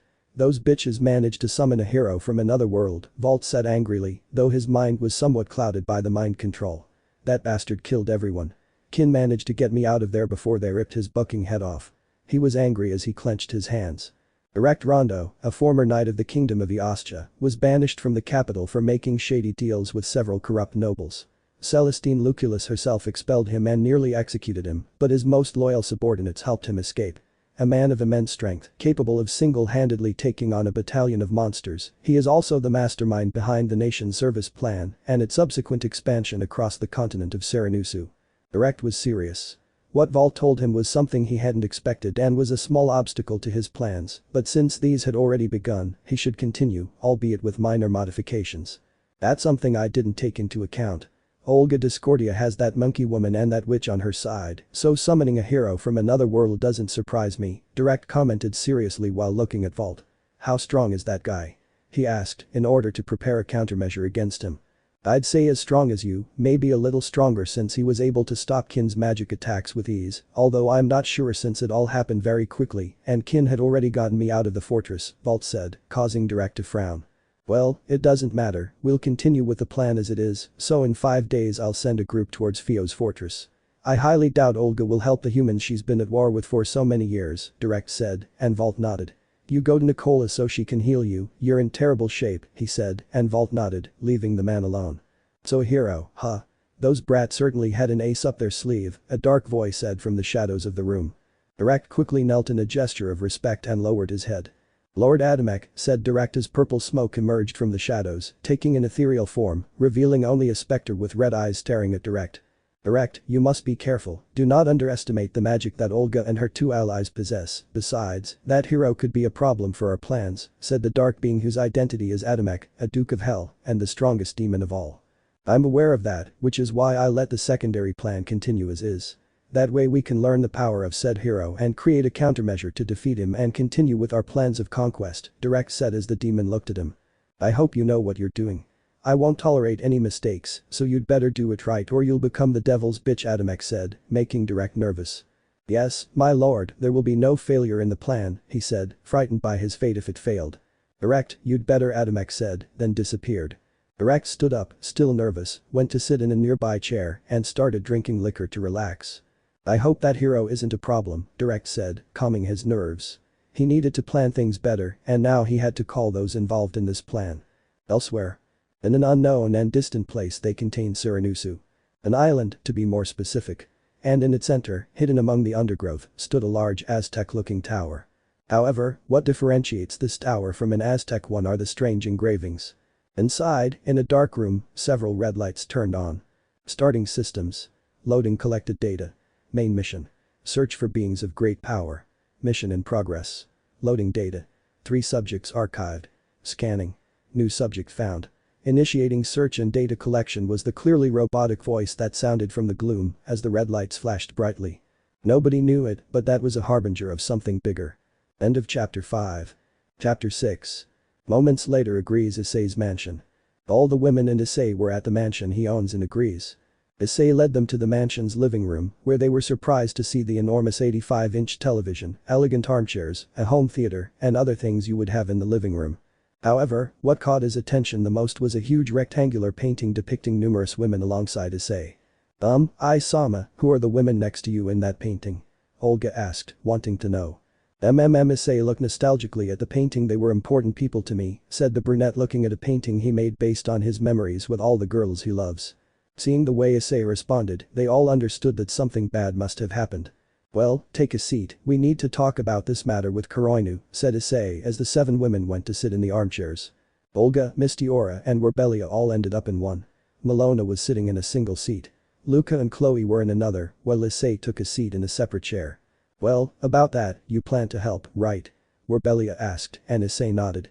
Why help humans? Chloe asked venomously, while Issei sighed.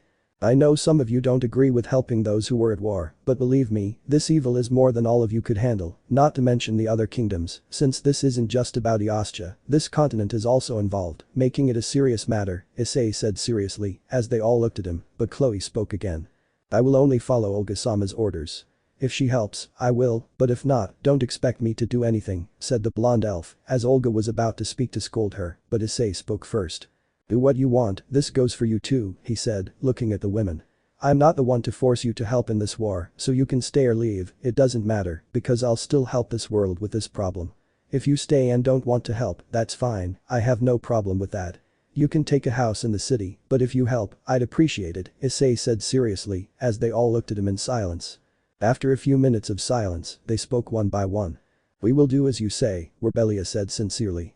After all, we are their slaves, Seaton said, being next, but the word slaves made Issei frown. That's right, so if you want to help, I have no problem with that, Olga said sincerely. Well, you saved us from a grim fate at the hands of those bastards, so count me in, Lucas said calmly.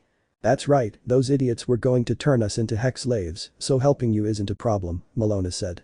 I'll only do what Origa-sama says, was all Chloe said, looking at Issei seriously. I don't know if I can be of much help, but I will still support in any way I can, Mistyora said with a gentle smile.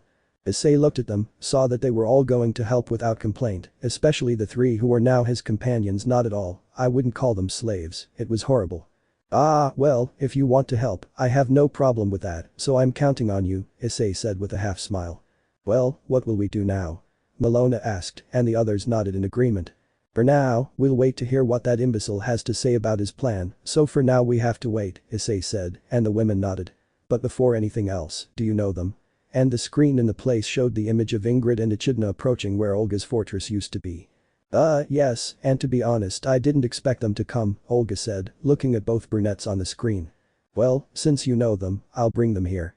For now, wait for me, as I have to teach you several things about my world so you can adapt to living here, Issei said, getting up from his seat. The women, upon hearing what Issei said, became interested because they wanted to know more about Issei's world. See you later, have something to eat, he said, and with that he left, leaving the women alone. Eat? Milona asked, confused. I think that's what he means, Luca pointed out. Then a table with food appeared in the middle of the living room, surprising everyone. Wow, he has a lot of tricks up his sleeve, Olga said, surprised by Issei's power. I certainly think so, Werbelia said. Well, let's eat, Seaton said, smiling and going to eat some of what Issei had left. Another world, Japan Haidu residence. Where could Ice have gone? Elma asked, sitting on the living room sofa watching TV, although her mind was really on her man. He said something about an invocation to another world, Lukoa said next to Elma while eating a meat empanada. Really? Elma said, surprised. Yes, do you want to go to him? Lukoa asked the dragon, who nodded. Well, me too, I miss him a lot, she said, even though Issei left a day ago. Okay, let's go, I don't work tomorrow, Elma said, and Luko smiled. Then let's get ready to go to our ice, Luko said with a smile, going off to get ready. Elma followed her. But then. Ding dong. Luko was confused because she wasn't expecting anyone. I'll go see, said Elma, going to see who it was. The one-horned dragon went to see who it was, and when she opened the door, she came face to face with a short girl with red hair and huge breasts, even bigger than Luko's. Aruru-san. What are you doing here? Elma asked, confused, upon seeing the dragon who had caused such a commotion just a week ago. Yes, well, where is Issei? Aruru asked Elma, who looked at her suspiciously. Why do you want to talk to Ice? Elma asked seriously. He told me I could come live here if Kobayashi didn't have room, Aruru mentioned as Elma looked at Luko who nodded. Ah, okay, but he's not home, he went out to another world yesterday, Elma said, letting the Retid look at her in surprise. Another world? Aruru asked, confused.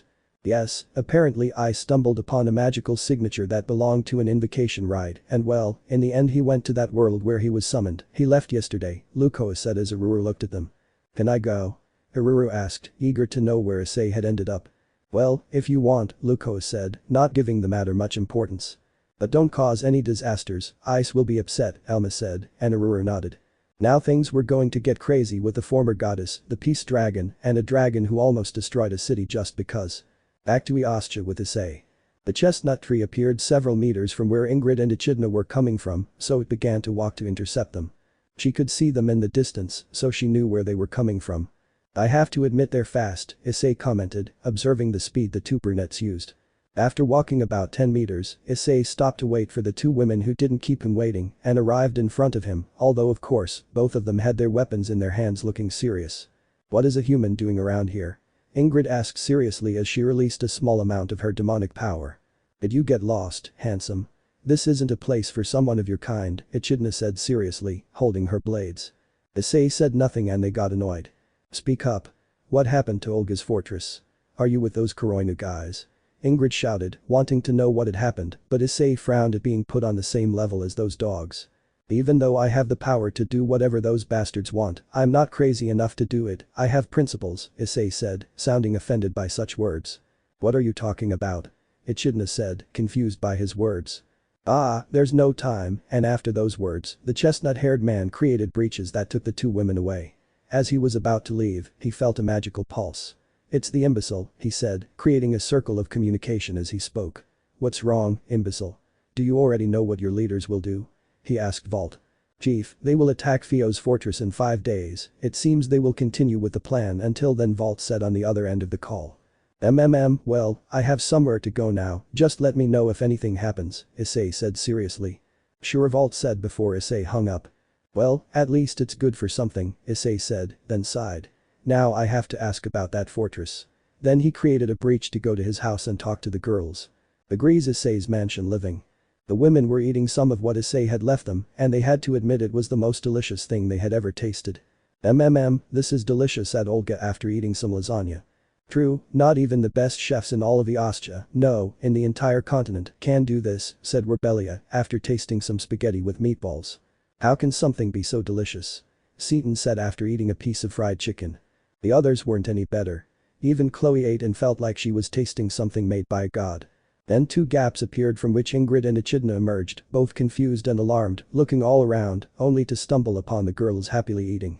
Oh, if it isn't Echidna and Ingrid, how are you girls? Malona asked, eating some chocolate cake. Huh? Olga. Girls. Echidna said, confused, looking at the women. Where is that guy and what happened to bring you here? Ingrid asked, looking at the queen of the dark elves. Well, Isama will be here soon, I imagine. Kuroinu attacked the fortress, killing all the men of our race who didn't join them and leaving the women behind. However, Isama managed to save some of them and brought the fortress to this floating city, Olga said, then happily continued eating. The 2 newcomers looked confused at the dark-haired brunette eating lasagna. What do you mean? Ingrid asked. It's simple, she said what you heard, although it's a quick summary of what happened more or less, Issei said, arriving after emerging from a rift. Oh, Isama, welcome, Webelia greeted with a half-smile. This food is delicious, did you make it? Olga asked, looking at the chestnut tree. Yes, well, when you live a long time, you tend to do things to distract yourself, and cooking was one of them, Issei said, taking a seat in a single armchair. Ingrid and Echidna watched this interaction with great surprise, since they did not expect Olga to speak to anyone like that, much less to Werbelia, who was just as proud, if not more so, than the dark elf. "Well, please take a seat. It's a bit uncomfortable seeing you standing, although seeing you dressed like that is also a bit of a nuisance," said the chestnut-haired man, the latter being more due to Echidna's outfit than Ingrid's, since the dark elf was wearing a live snake as a thong. The two looked at Issei and then at the women. "Who are you?" Ingrid asked seriously, taking a seat in an armchair next to Echidna. "Well, my name is Issei," the brunette introduced himself. "Well, Issei, who exactly are you? Because a normal person can't create those portals, not even Olga," Echidna said, crossing her legs. "He is a dragon," Seaton said. This surprised them both, and they looked at the chestnut-haired man who took out his dragon wings. "Okay, what's a dragon doing here?" "No, that's not the question. Why are you with a dragon?" Ingrid asked Olga seriously. "We summoned him and well, now we are his companions," Olga explained, finally changing the word after a serious look from the chestnut-haired man. "Did they summon him?" Echidna asked. "Yes, you see, Kuroinu beat us and turned some of our people against us, along with his mercenaries and the monsters, and they defeated us," Olga said angrily, remembering the event. "They imprisoned us and were going to grape all of us, but Olga, Seaton, and I cast a summoning spell, and Sama answered the call," Werbelia explained matter-of-factly. Ingrid and Echidna didn't know what to say. "At least those bastards didn't do anything to them," Ingrid said after letting out a sigh and looked at Issei. "Thank you for helping them," she said gratefully, and Issei shook his head. "I would have done it without them asking, those idiots," said the chestnut-haired man. "By the way, in 5 days they're going to attack Theo's fortress, that's what that guy told me," he recounted, and the women nodded. "What? Now you're going to help everyone?" Echidna asked, looking at the chestnut-haired man. "Yes, this doesn't just concern this kingdom, the fate of the entire Sekiryuutei is involved in this as well," Issei explained seriously, which surprised the two brunettes. "What do you mean by all the Sekiryuutei?" Ingrid asked. "I'm going to explain what's happening," Issei said, beginning his explanation. "Elsewhere. In a dark place, whose sole purpose is to house all the sinners of the world. Yes, hell. Contrary to everything said about it, this place was similar to the mortal world. The only difference was the absence of sunlight. The only source of light was the vast magma lake scattered throughout the area. Hell is divided into several regions, the largest being the domain of Adamek, who is currently in his castle. Adamek, what can we say about him? He is a sadistic and heartless demon, someone who embodies evil in its purest form. He defeated several powerful demons, including the previous demon king, after forcing him to watch as he raped his wife and children before killing them. A demon in every sense of the word, something Risavim himself aspired to be. In a huge and gloomy castle, made with infernal blocks and inhabited by high-caliber demons. In the throne room, seated on a jewel-encrusted golden throne, was a handsome man with white hair, a pair of black horns, blood-red eyes, and pale skin, wearing a noble black suit. Imagine him in a really shitty nobleman's outfit like Risavim's asshole V. This is Adamek, the current owner of 80% of Hell.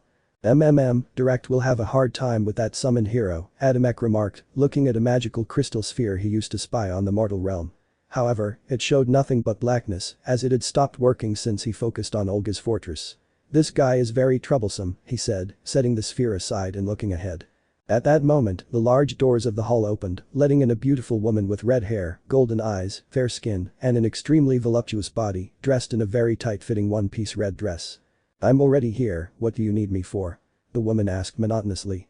"Oh, why so cold?" asked Ref-chan. "Are you still upset about your defeat?"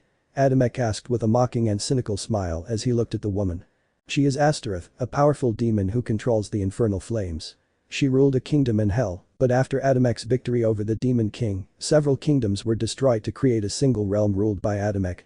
And he used her for several years trying to break her mind and make her his hex slave. Tell me once and for all what you need me for, and I hope it's not to buck, I'm not in the mood for your bullshit," Astaroth said with great hatred towards the dark-haired man who was just smiling. "No, it's not to buck that sensual body of yours, I simply need you and a group of demons to go to the mortal world to support my subordinate in his mission of conquest," Adamek said with his smile that made Astaroth sick. "Is that all? Fine, at least I won't have to see your stupid face for a while," Astaroth said, turning to leave. "I love you too, and when you come back, you and I will have some quality time alone, haha," Adamek said, shamelessly eyeing the plump juicy backside of the red-haired demon. Astaroth said nothing and simply left. She would go to find her subordinates to go to the mortal world, just hoping those stupid men were messing with her. Adamek was left there alone, staring at that sphere that showed nothing but darkness. He just hopes his plan will work out. First that crimson bitch and now this is complete shit, the dark-haired man complained, remembering the 20% of hell he doesn't control and which is ruled by a very powerful woman. That bitch, when I get my hands on her, she'll be nothing but a stupid hick-hungry bitch and I'll make her my slave, he said angrily, remembering that woman. Thus this ended for the moment, since they would not only have to worry about the demons and the group of human men, but also about some strange beings that left the mysterious island heading towards Eostia. End of chapter 6. Chapter 7. The next day. And a day has passed since Ingrid and Echidna. Since the two women weren't entirely against humans, the elf having met some nice ones and the pink-haired woman being a mercenary, dealing with all sorts of people, they both decided to help against Kuroinu and his allies. With a demon in the mix, everything could go to hell if they weren't taken seriously. Though Issei wasn't too worried. A small monster gave him a report. Several of the monsters he created had wiped out several ogres, orcs, and minor demons who were trying to attack villages far from the fortresses or attack travelers. After a short chat, the chestnut-haired man gave the girls pajamas to sleep in, although of course, Echidna and Malona wore tank tops and shorts instead.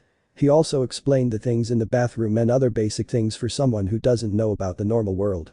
He gave them each a room, although they decided to sleep in groups. Group 1 Olga, Webelia and Chloe. Group 2 Seton, Malona and Echidna. Group 3 Luca, Ingrid and Mistiora. So they went to sleep, with Issei staying awake all night. The chestnut tree is not greatly affected by this because its resistance allows it to go at least 2 months without sleep and it would be as fresh as a daisy. The kill time, since he didn't have Elma or Luco with him, he decided to read a book he hadn't finished reading. So she spent the whole night reading that book while eating snacks she had prepared.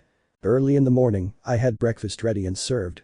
I prepared a variety because I didn't know what they ate and I also prepared utensils because I doubted they knew how to use chopsticks. Having done that, he poured himself some coffee and sat down to wait for the girls, who didn't take long. "What, I slept so well," said Echidna, entering the dining room, followed by the others. "It was the best night's sleep I've ever had," Webelia commented with a smile. "True, the beds were very soft, better than mine in my palace," Olga said calmly. "The beds from another world are very soft and relaxing," said a smiling Mistiora. The other girls were just as, or even more, impressed as they stopped when they saw the large dining room table, which was laden with all kinds of familiar and unfamiliar food. The aroma that reached their noses gave them an instant reaction. Rias, their stomachs growled, making Olga, Chloe and Mistiora blush, the others were calm. "Good morning, how did you sleep?" Issei asked, looking at the girls who looked at him. "Well, thank you for asking, Ai-sama," Olga said politely. "You didn't sleep, did you?" asked Webelia, who was the only one who noticed. "I don't need it, at least not now," Issei said, confusing everyone. "Let's leave that aside, sit down and have your breakfast," he said, and the girls took their seats. They all took their places. Issei was at one end of the table while Olga took the opposite end. The girls settled to the sides and began to serve themselves. Some of the foods were unfamiliar, sandwiches, fried sausages, mortadella, bologna, etc., but they were still served because they looked good. Issei simply served himself some food, although it was 4 times more than what they ate. He was a dragon, he had a big appetite. When the girls tasted their breakfast, they were surprised by the flavor, as they hadn't expected that. "This is," Olga said, surprised by the taste. "Delicious," Malona shouted, eating quickly. "You're right, it's exquisite," said Ingrid, eating a little more quickly, but without losing her manners. "I like that you like it," Issei said with a slight smile. "How can you cook something so delicious?" Luca asked the chestnut-haired man. "When you're alone for many years, you tend to have hobbies to avoid getting bored and well, I spent 300 years perfecting my cooking," Issei said calmly, and the women nodded although of course, Ingrid and Echidna didn't know that. "Wait, 300 years?" Ingrid said, surprised by that fact. "How old are you?" Echidna asked, looking at the chestnut tree. 15-18 years, Issei said casually. This surprised the two newcomers. "You're older than several of us," Echidna said in surprise. Issei just shrugged, dismissing it as unimportant. And so breakfast continued as normal. Time later agrees Field. The 10 arrived at the outskirts of the city, but not before getting clothes for the new arrivals. Ingrid wears a burgundy office suit with matching sneakers, just like in her anime, while Echidna wears a tank top under a black jacket, blue jeans that cling to her waist and legs, highlighting her rear, and black shoes. "So here is my fortress," Olga said, looking at her fortress 500 meters from the city, on a hill. "Yes, the remaining dark elves from yesterday's events are still inside, they are still being treated, but they will be fine," said Issei, which relieved Olga. "That's good, at least my race won't become extinct," Olga said, happy that her race was still doing well. Thank you for that, Isama, she said gratefully, but Issei shook his head. You don't have to thank me, I did what was right, said the chestnut-haired man. Chloe looked at Issei. She knew he was trustworthy, but she didn't feel ready to fully trust him yet, but she saw him as a great ally. By the way, what are we going to do now? I mean, with this Kuroinu thing and his plan, Echidna said. Right, what are we going to do now? Luca asked, intrigued. Don't worry about that for now, I'll take care of the first fortress, Issei said calmly. But we want to help, Malona said, wanting to kill the Kuroinu idiots. Well, if that's what you want, I could take one of you for the first meeting, Issei said, looking at the women. Malona quickly approached Issei with a sadistic smile. I'll go with you, Isama.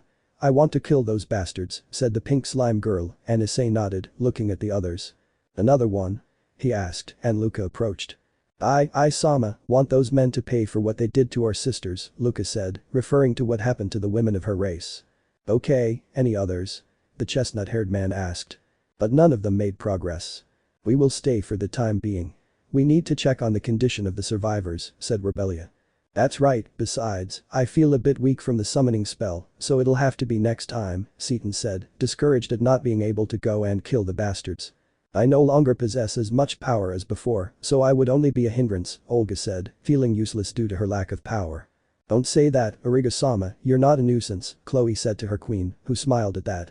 She's right, you're not useless, you're strong, stronger than any mage, so don't say that about yourself, Issei said, sensing Olga's magical power, which is considerable. Isama, she said, flattered by Issei's words. He's right, you're the strongest mage I know apart from Ken's priestess, Celestine and Astrid Flammel, so don't say such things, Echidna told her seriously. Olga smiled at that. At least they didn't call her useless. Regarding that problem with your magic, I can help you, Issei commented. Really? Olga asked, surprised and hopeful. She wanted to regain her old magic power. Yes, Issei's eyes lit up and he looked at Olga intently. It seems your magic reserves are stagnating for some reason, he commented, and the three mages were surprised. Is there something you did to cause that? He asked. I don't know, I've done so much magic that I don't remember what could have caused it, Olga said, and Issei understood. Okay, take this, said the brunette, a red pill appearing in his right palm. Olga looked at the pill confused, but took it anyway. That will help you eliminate that obstacle to your magic, although restoring all your strength will take some time. You'll be back to 100% in a few days, Issei said, as Olga looked at him in surprise. Really? She asked, happy to be able to go back to being the way she was before. Yes, what's more, when you recover I'll give you a gift that will help you better than that magic staff, Issei said, and Olga's eyes widened in surprise. More powerful than his magic staff. Did such an object even exist? You don't have to, Isama, just helping me regain my strength is more than enough, Olga said gratefully to the chestnut-haired man. It's never enough when it comes to helping, so don't overthink it and accept, Issei said with a calm smile. Olga blushed at that. Issei was too kind, more so than any man had ever been to her. So, when are we leaving? Echidna asked. Issei remembered and looked at the ones who were with him. We'll be heading to Fio's fortress soon wherever it is, Issei said, and the three women nodded. Then he looked at the rest of them. When I get back from finishing off those bastards, I'll help you with a few things and give you some items that will help amplify your powers, he said, and the others nodded. Olga took the pill with some water that Issei provided, then she felt something happening inside her, she felt something overflowing, it was her magic, her power was now slowly recovering, Olga Discordia had returned. Moments later. Alright, we're leaving. If you need anything, just ask the creatures. Each one will help you with any questions you may have. By the way, I made some glasses that will help you read the language of my world, in case you want to read any books, Issei said, and the women nodded. Well, see you later, and he created a breach, entering it. See you later, girls, Echidna said, entering the gap with her snake coiled around her arm and her weapon sheathed at her waist. See you later, Luca said, stepping into the gap with his knife sheathed. Haha, this will be fun, see you later, and Malona was the last to enter, so that the gap closes behind her. The six of them stayed there. Well, I'm going to train a bit, said Ingrid, going to a secluded place to practice. We have to go see the survivors, Olga said, and Chloe and Rebellia followed her. Mistiora and Seton were left alone. You know, I'm curious about this thing called television, shall we? Seton asked the silver-haired brunette. Sure, why not? Said Mistiora. And so each one went to do her own thing. Elsewhere. On a hill far from where the territory of the Dark Elves once stood, a breach opened from which the four emerged. Okay, where is Fio? Issei asked his companions. It's 2 days south of here, Echidna said. We have to cross the swamps, Malona commented, and Luca nodded. Well, we have a long way to go, Issei said, looking up at the sky to get his bearings. Having located the south, the chestnut tree used its magic and created a carriage, then used Annihilation Maker to create two beasts to serve as horses. The three women were surprised by that, but they didn't say anything. Alright, get in, Issei said, opening the carriage door. One by one, they entered the carriage, with the chestnut-haired man sitting on the rider's side to begin directing the way, but then Echidna sat down next to him. Don't you want to go with them? Issei asked the brunette, who smiled. No, I like being outdoors, besides, I want to know more about the savior of my race, Echidna said with a smile, and Issei smiled slightly. Well, if you want, said the chestnut-haired man. Thus the two began a conversation, which Malona and Luca joined through a window facing the rider's side. Thus the four of them began their journey to Fio and to mess with Kuroinu's plans. Elsewhere. Established in a camp 3 days south of Fio's fortress was Kuroinu's attack party.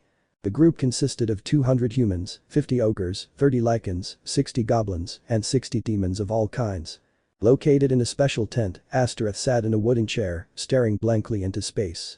You damn stupid miserable bastard, I hope this attack fails and all these bastards get screwed, said the beautiful Ritid, annoyed with everyone in this group since more than one of them wanted to sleep with her, but she burned them to death and they stopped trying anything with her. You seem very upset, my friend, said a female voice, appearing from the shadows of her tent. Astereth recognized the voice and sighed heavily. That's all we needed, what do you want here now, Evelyn? Astereth asked, watching as a clearly female figure with purple skin emerged from the shadows. The woman in question has a demonic appearance, white hair with a pink streak, purple skin, black eyes with yellow pupils, and a voluptuous body, with 2 kinds of tentacles with pink tips. Wow, so much hostility. Did that bastard Adamek tell you he was messing around again? Evelyn asked, with a hint of mockery in her voice. Look, if you came here to mess around, you'd better leave. I'm not in the mood for anyone, Astereth said, very annoyed. Come on, don't get angry, I just wanted to see why you're here, but seeing the mess you've got going on, it tells me it's not a good thing, Evelyn said, sitting down in another nearby chair. Ah, and it isn't, that bastard Adamek is helping some human men, the very imbeciles want to turn all of Sekiryuutei into a place where women are less than sacks of semen, Astereth said boredly, and Evelyn was surprised by that. Wow, that's really bad, she commented in surprise, but I think there's more, right? She asked curiously. Well, they say that the queen of the dark elves, Olga Discordia, along with the necromancer Seton and the swamp witch Rebelia, summoned a hero from another world, and this screwed up Kuroinu's plan, Astereth said, and Evelyn was surprised by that fact. Wow, a hero from another world, interesting, Evelyn said with a smile. Do you know what he's like? She asked, but Astereth shook his head. I have no idea who he is, I only know that the bastard wants me to help these useless people in case that hero appears in Fio, Astereth said in a bored tone. This is more interesting than it seems. I'll join you. I want to know about that summoned hero, Evelyn said with a big smile, and her friend just snorted. Do what you want, Astereth said, knowing why he wanted to meet the hero. Elsewhere. Flying over the great ocean, getting closer and closer to Sekiryuutei. There were some strange creatures or machines in this case. They were strange yellowish golems with an ancient appearance and a spherical shape in several sections. These beings are the ones who left the island yesterday and today managed to arrive near Sekiryuutei. Analyzing. Unknown life form detected. Locating. 200 kilometers northeast. Primary objective. Assess their fighting level. Said one of the beings while the eyes of the others flickered. The beings disappeared into the sky among the clouds, getting closer to their goal. Hi to Issei. End of chapter 7. Chapter 8. Moments later. About 3 hours have passed since they started their journey to Fio. The girls questioned why he was going in the carriage when he could have traveled there himself, but Issei answered them like this. I am powerful but not omniscient, I don't know where Fio is so I can't just open a breach like that, and they understood that. Even so, they weren't bored, as Issei told them some interesting things. So you're a god and you have wives, Malona said, interested and somewhat jealous of the 2 women who were with Issei. Yes, I met them a few months ago, they are dragons from another world, and well, we ended up married according to their customs, said the chestnut-haired man, smiling as he remembered Luco and Elma. Wow, are they as strong as you? Malona asked, intrigued. One is a former deity, and the other is so strong she could destroy 3 cities like a Grease in one attack, Issei said, leaving the 3 of them more than surprised. And how much power do you have? Luca asked. I can destroy the world several times over and with ease, he said, leaving both of them in total shock. You're joking, right? Echidna asked, hoping it was a lie. Do I look like I'm joking? Issei said, and the three of them swallowed hard. But don't worry, it's not like I'm going to lose control and destroy this world. I'm not that kind of person, he said calmly, and they just looked at him. You won't? Luca asked, a little nervously. No, I'm not a genocidal maniac, Issei said calmly. The three of them were relieved, but still surprised by the power it possesses. But why don't you just go to Kuroinu and kill them? I mean, you have the power to go and do it, Echidna said, and they all nodded. Issei just sighed. Yes, I could, but I won't, Issei said, and this puzzled the three of them. Why? Melona asked. Well, it's been years since I've had an interesting adventure, so to speak, and I want to enjoy it even if it's just a little. And if it's because of monster attacks on villages and things like that, don't worry, the creatures I created are taking care of preventing that, Issei said, and they looked at him. You're strange, Echidna commented. Yes, I've been told that a lot, Issei said, smiling amusedly. Thus the journey to Fio continued in silence. Elsewhere. At one point on the great continent of Sekiryuutei, flying at high speed, were those golden robots in search of their objective, which was about 150 kilometers away from them. While sailing along the coasts near Eostia to the west, a pirate ship filled only with women. Although the women wore, like most women in this world, scant clothing that left much to the imagination. Ebahim-sama, we've docked. One of the crew members announced to her captain. Well, it's time to set sail for Thrawn. We need to see why Celestine-sama summoned us, said the ship's captain. This woman is beautiful, very beautiful, so much so that she can compete with the most beautiful women in the world. She is tall, with long black hair, beautiful blue eyes, fair skin, and a voluptuous figure, large J-cup breasts, a slim waist, and long, shapely legs. Her outfit consists of a revealing red blouse that shows much of her chest, and a loose sarong that reveals her long, slender legs, adorned with a green symbol, her ship's insignia, along with a white cape. The women felt it, and a large part of the crew, being attractive women of all types, some of whom stayed on the ship and others sailed off to go somewhere else. The dark-haired woman, along with a group of women, went with a fixed destination. Returning to Issei and the girls. The four stopped in a large open field, the chestnut tree fixing its gaze on the sky. What's wrong, Ai-sama? Luca asked the chestnut-haired man, who was looking serious. Something is coming, Issei said, confusing the three of them. Is something approaching? Melona asked, looking where Issei was looking, but there was nothing. Really? I don't see anything, Echidna said, not finding what Issei was talking about. All they could see were some clouds and the blue sky above them. Issei said nothing and got out of the carriage. Ai-sama. Luca said, looking at the brunette. Issei remained silent when suddenly the girls watched as several golden objects began to emerge from the clouds. What the hell are those things? Melona said, looking at them. Issei analyzed those things and they were what he thought. Machines, Issei said, confusing the girls. Machines? What are those? Luca said, confused. I'll explain later, for now stay still, those things are clearly too strong for you, Issei said, creating a defensive field around the girls in the carriage. That can withstand a continent-destroying explosion, he said, looking at the robots. Target located, unknown life form found, analyzing life form, analyzed form of dragon origin, proceeding to destroy the target, and after those words, the robots began their attack. Some took the form of a cannon, others pulled machine guns out of their arms, others created saws on both arms, and the rest changed their feet for propellers. These pieces of junk want you to destroy them, no matter what, Drake told him. Eliminate them, it's obvious they're dangerous, said Albion. I was going to do it, even if you didn't ask me to, Issei said to his two friends, creating two blue swords with golden edges, two Durandal swords to fight with. The cannon-shaped robots began launching missiles rapidly, while the others fired. There were about 60 robots, but to Issei they were nothing. With abnormal skill, he cut down all the robots that rushed at him, while others changed their arms and threw iron balls at him to damage him. The three women watched in surprise. Issei was dominating those things, they don't know what they are, who weren't doing anything to him. It's impressive, Lucas said, marveling at how Issei fought. If he's good, better than any warrior, I could even say better than Claudia Levantine, Echidna said, clearly surprised. If this is how he is fighting, imagine him in bed, Melona commented, blushing as she watched Issei destroy those things. Echidna agreed, while Luca felt a slight blush rise in his cheeks as he imagined something inappropriate with his queen's master. Issei, for his part, dodges bullets and missiles with ease. He's not over 1,000 years old for no reason. Training with Drake and Albion is no joke, and his hexy blonde wife with heterochromatic eyes is something even Spartans couldn't handle. Short and sweet, since during his years locked up in Agrees he learned alchemy and managed to reinforce Durandal I and rebuild Durandal II, in addition to giving them more power, since both had the symbol of Ouroboros marked on one side of the blade. He could easily destroy those robots, but what's the point? He wanted to defeat them the way he would have 1500 years before. The robot saw that Issei was quickly eliminating his allies, so they began to become more aggressive. There were about 30 left, since half of them were cut by the two swords that can cut almost anything. High-level draconian life form recording combat data recorded, transferring data transferred primary mission completed secondary mission completed, said one of the robots who was away from the chaos. Issei heard that and frowned. Were they analyzing him? It was a good idea not to use his full power. He didn't want to know what that data was for. Alright, it's time to end this once and for all, Issei said, taking both swords and pointing their blades at the ground.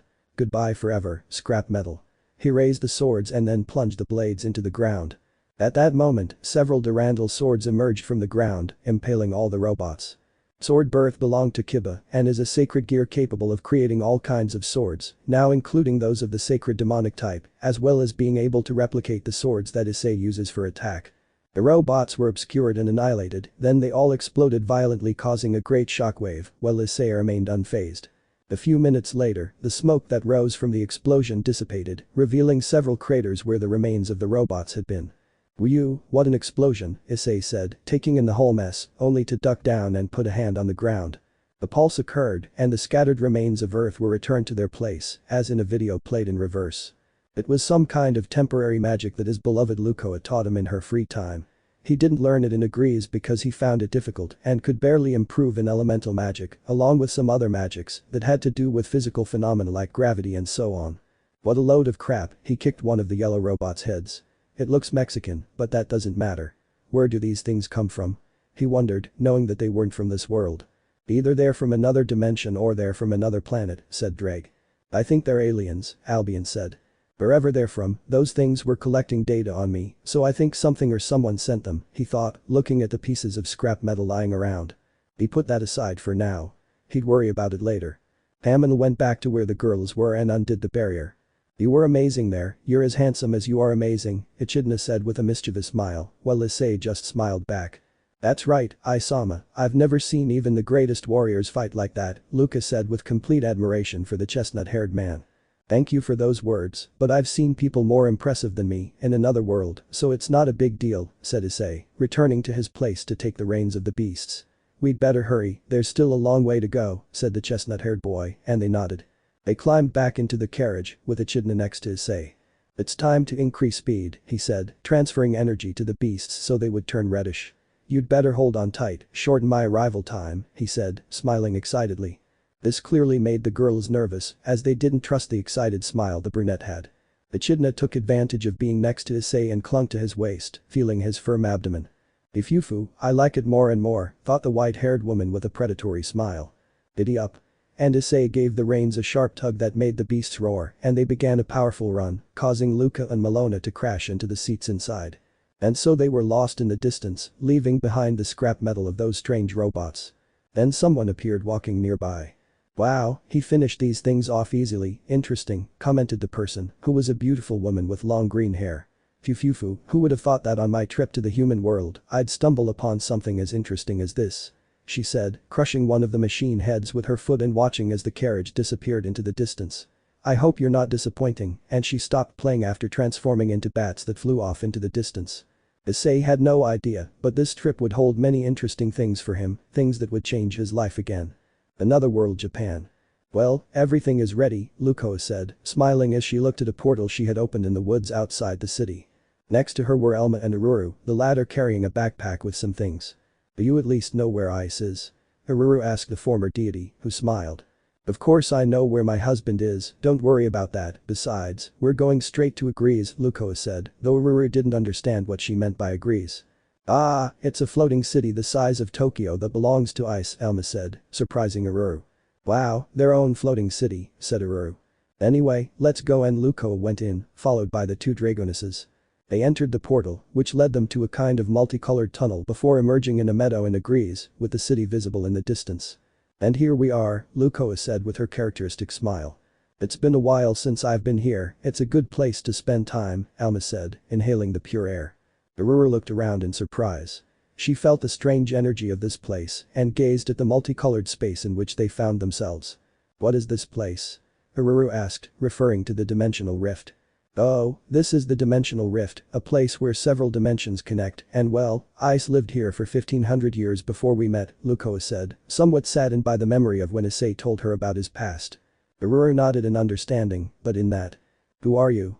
A female voice asked. Huh? The three of them looked at a woman unknown to them. It was none other than Ingrid, who was returning from her training. The three dragons and the half-demon stared at each other. This may not end well. End of chapter 8. Chapter 9. Hours later. A small group of a dragon and 3 women had arrived in the territory of the first fortress, Theo. We arrived faster than expected, Echidna commented, looking at the fortress in the distance.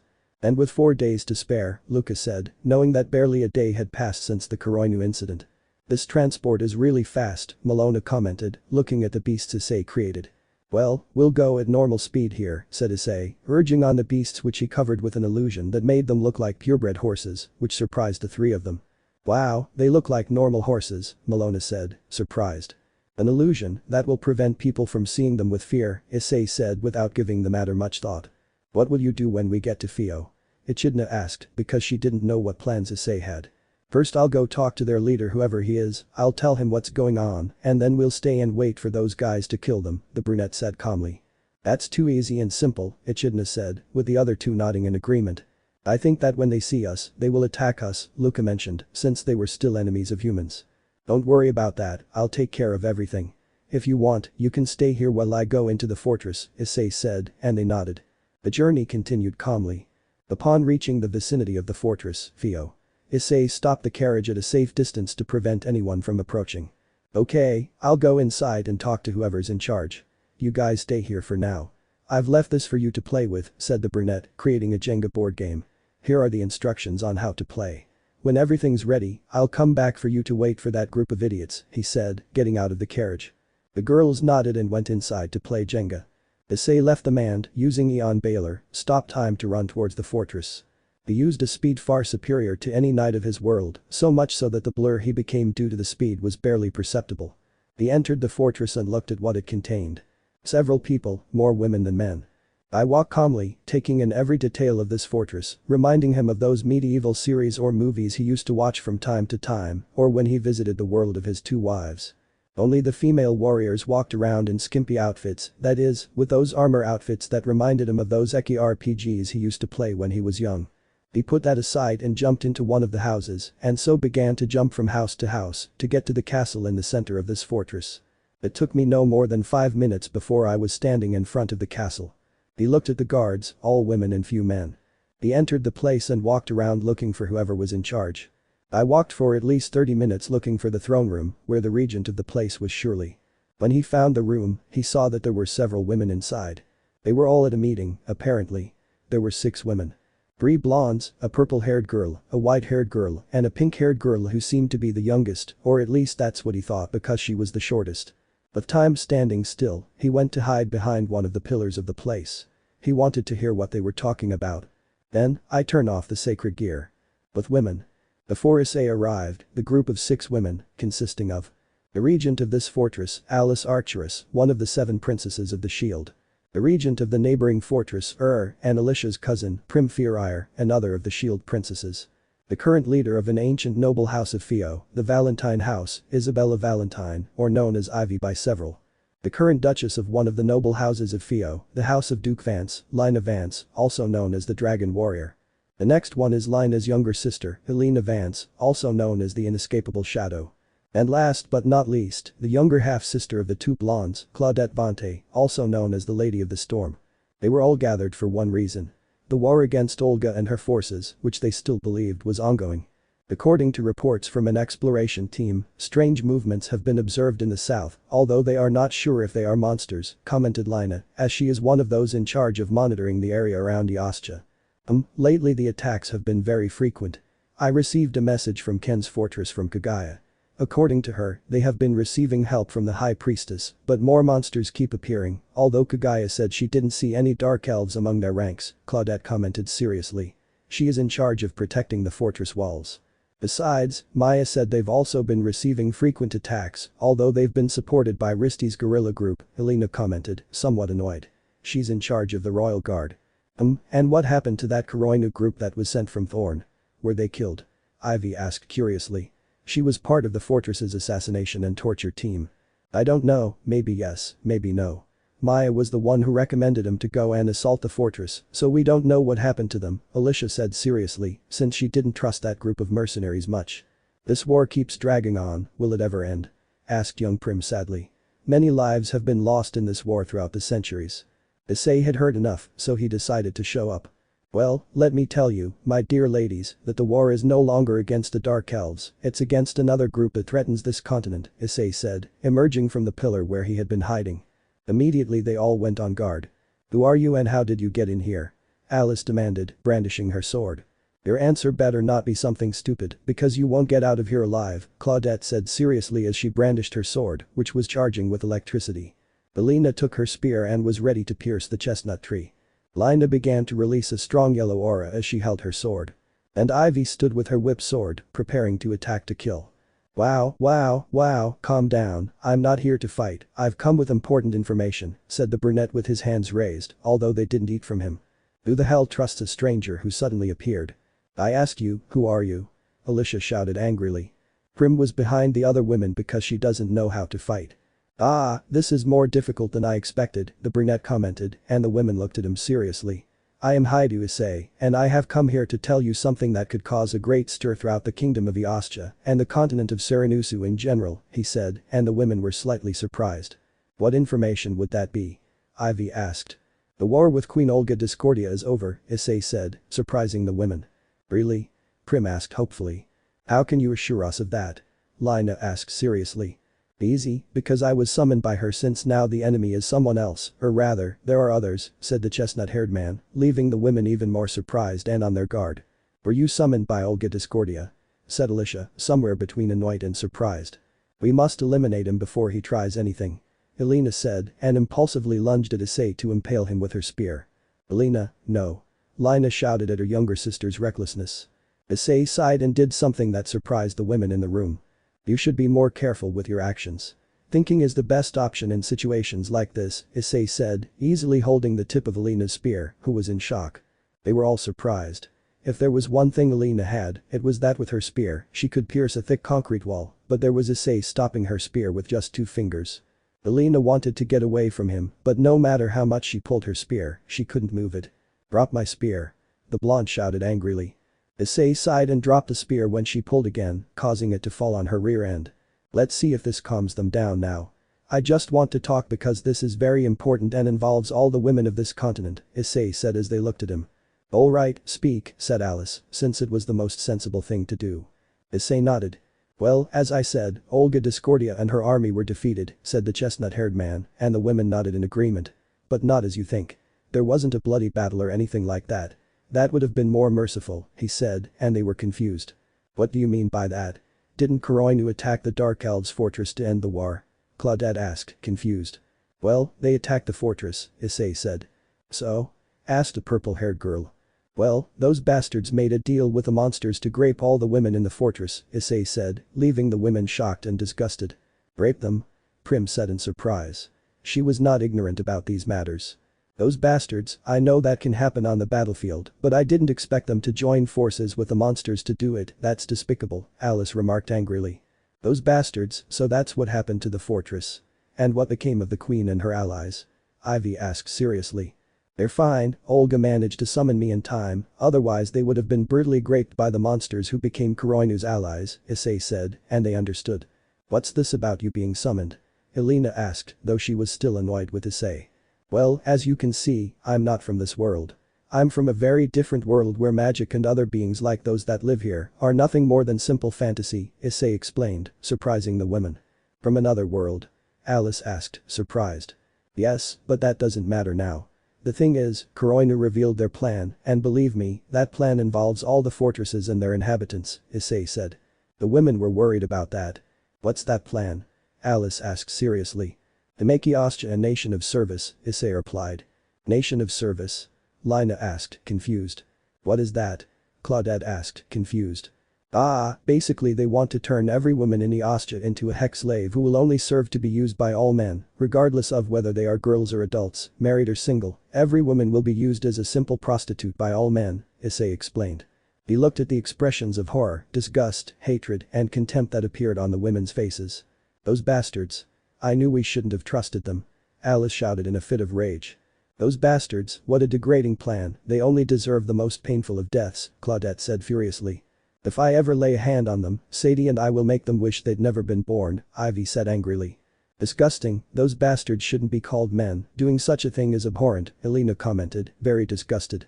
Dirty traitors, we must warn the other fortresses immediately, Lina said, and Alico nodded, but then looked at Issei. And you? Are you on Olga Discordia's side? Alice asked seriously.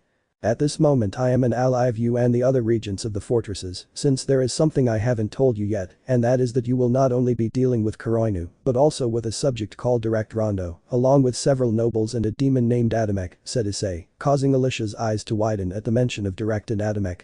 That can't be, that guy was supposed to have been executed, Lina said, remembering that Direct had been sent to have his head cut off. That's not how it was.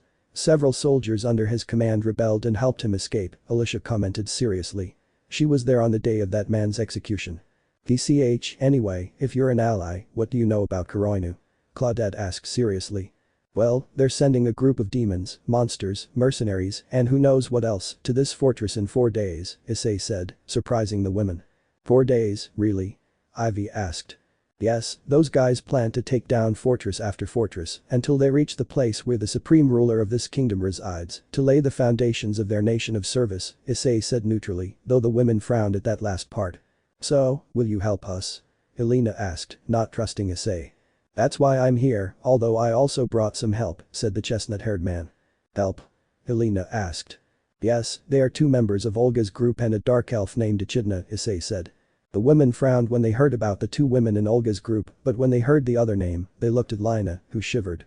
Issei noticed that. Do you know Echidna? He asked the blonde, who nodded almost mechanically. Unfortunately, yes, Lina replied. That girl spent her time harassing Onasama when she was working for us, taking down a group of monsters a year ago, Elena said, her voice clearly jealous. Well, putting that aside, how can we trust someone who was summoned by our greatest enemy? Alicia asked seriously. Because if I wanted them dead, we wouldn't be talking right now, Issei said without a trace of emotion. They didn't know why, but that look gave them a horrible chill. Do you think you're powerful? Claudette asked seriously, her hand on the hilt of her sword. Without using a single ounce of my power, I could erase this fortress and its inhabitants, Issei commented matter-of-factly, and to demonstrate this, he created a crimson-red sphere in the palm of his left hand. The women saw him and stood frozen. Was what he said true? Could he eliminate them without batting an eye? So if that's the case, why don't you just go and eliminate Kuroinu once and for all? Ivy asked, sounding serious and nervous.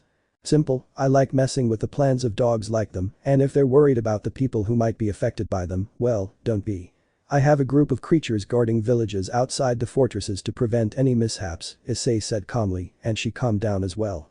Well, we have no other option but to accept, Alicia said, giving in. It might be difficult to trust Issei, but they had no other choice. That's good, believe me, you won't regret your decision, so you'd better warn the other fortresses. Olga Discordia and her group are no longer the enemy. Direct Rondo, Kuroinu, and the demon Adamek are now trying to destroy all of Serenusu for their nefarious purposes, Issei said, and they nodded. Alicia was about to ask Lina to send a message about the news when someone burst into the room. Alicia-sama, I have news for you, said an elderly man dressed as a nobleman. Issei looked at him and he was covered by a very dark aura, similar to Kuroinu's. This only meant one thing. This guy is part of the Vault group. Beasley, what's this about? Asked Alice. He was the prime minister and the one who raised her as a child. Outside the fortress there's a carriage with members of Olga Discordia's group, the man said, noticing Issei. Who are you and what are you doing here? He asked, annoyed. Issei looked at him and in a second he was holding him by the neck, lifting him up and looking him straight in the eyes. Beasley. Let him go this instant. Alicia shouted, sword in hand, ready to attack Issei. The others didn't wait long and already had Issei flanked with their weapons. Beasley was trying to breathe, but he couldn't. Issei's grip was strong and was already suffocating him. Believe me when I say this old man is part of Kuroinu's group, he has a dark aura like all its members, Issei commented, surprising the women. Impossible, Beasley isn't part of that group, so let him go now. Alicia shouted furiously. You stupid brat, that trust in the wrong person will lead you to ruin someday. This shitty old man has dark intentions and I'll show them to you. Issei shouted, letting go of the old man who, besides being nervous because Issei knew about his affiliation, was scared because he had almost been killed. The women moved away from Issei, who summoned a syringe with a pinkish liquid. The chestnut-haired man said nothing and injected the liquid into his neck. "What is he doing?" Ivy asked. She didn't trust the old man much, but she couldn't say anything since he had raised Alicia. "It's truth serum, with this old man will sing like a rooster," Issei said, scaring the old man. Issei stepped aside and looked at Alice. "Go, ask him and you'll see the truth about who you trust," Issei said seriously. Alice hesitated for a moment but approached the frightened Beasil. "Beasley, what he said isn't true, is it? You wouldn't be able to be in Kuroinu's group," Alicia said, hoping that what Issei said wasn't true. Beasley wanted to lie to save his own skin, but the serum had an instant effect. "Yes, I am part of Kuroinu, I have been for 2 years now, ever since we were planning everything to take control of all of Serenusu," said the old man, startled because his mouth moved on its own. They were all surprised. That damned old man had played a trick on them and they didn't even know. Alicia was the most shocked. Beasley had taken care of her since her parents died, but now he reveals that she is with the current enemy. "Why are you with them, you damn old man?" Ivy asked angrily. "Because that way I can grape Alicia, that's been my goal ever since she became a beautiful woman, I want her for myself, I want her virginity, I want her to become my bitch," Beasley said, getting more scared with every word that came out of his mouth. Alicia was shocked. She never expected the man who raised her to think of raping her. She felt disgust and hatred, she felt betrayed, and now she could only think of one thing. "Call the guards, Beasley must be executed," said Alicia irritably. "Onasama," Prim said, worried about her cousin. "Leave her alone, she has to do this," said Issei, putting a hand on the shoulder of Prim's legal loli, who looked at him. "Will you really help us?" Prim asked the chestnut-haired man. "Don't doubt it, those bastards' days are numbered," said the chestnut-haired man with a smile. Prim looked at that smile and decided to trust him.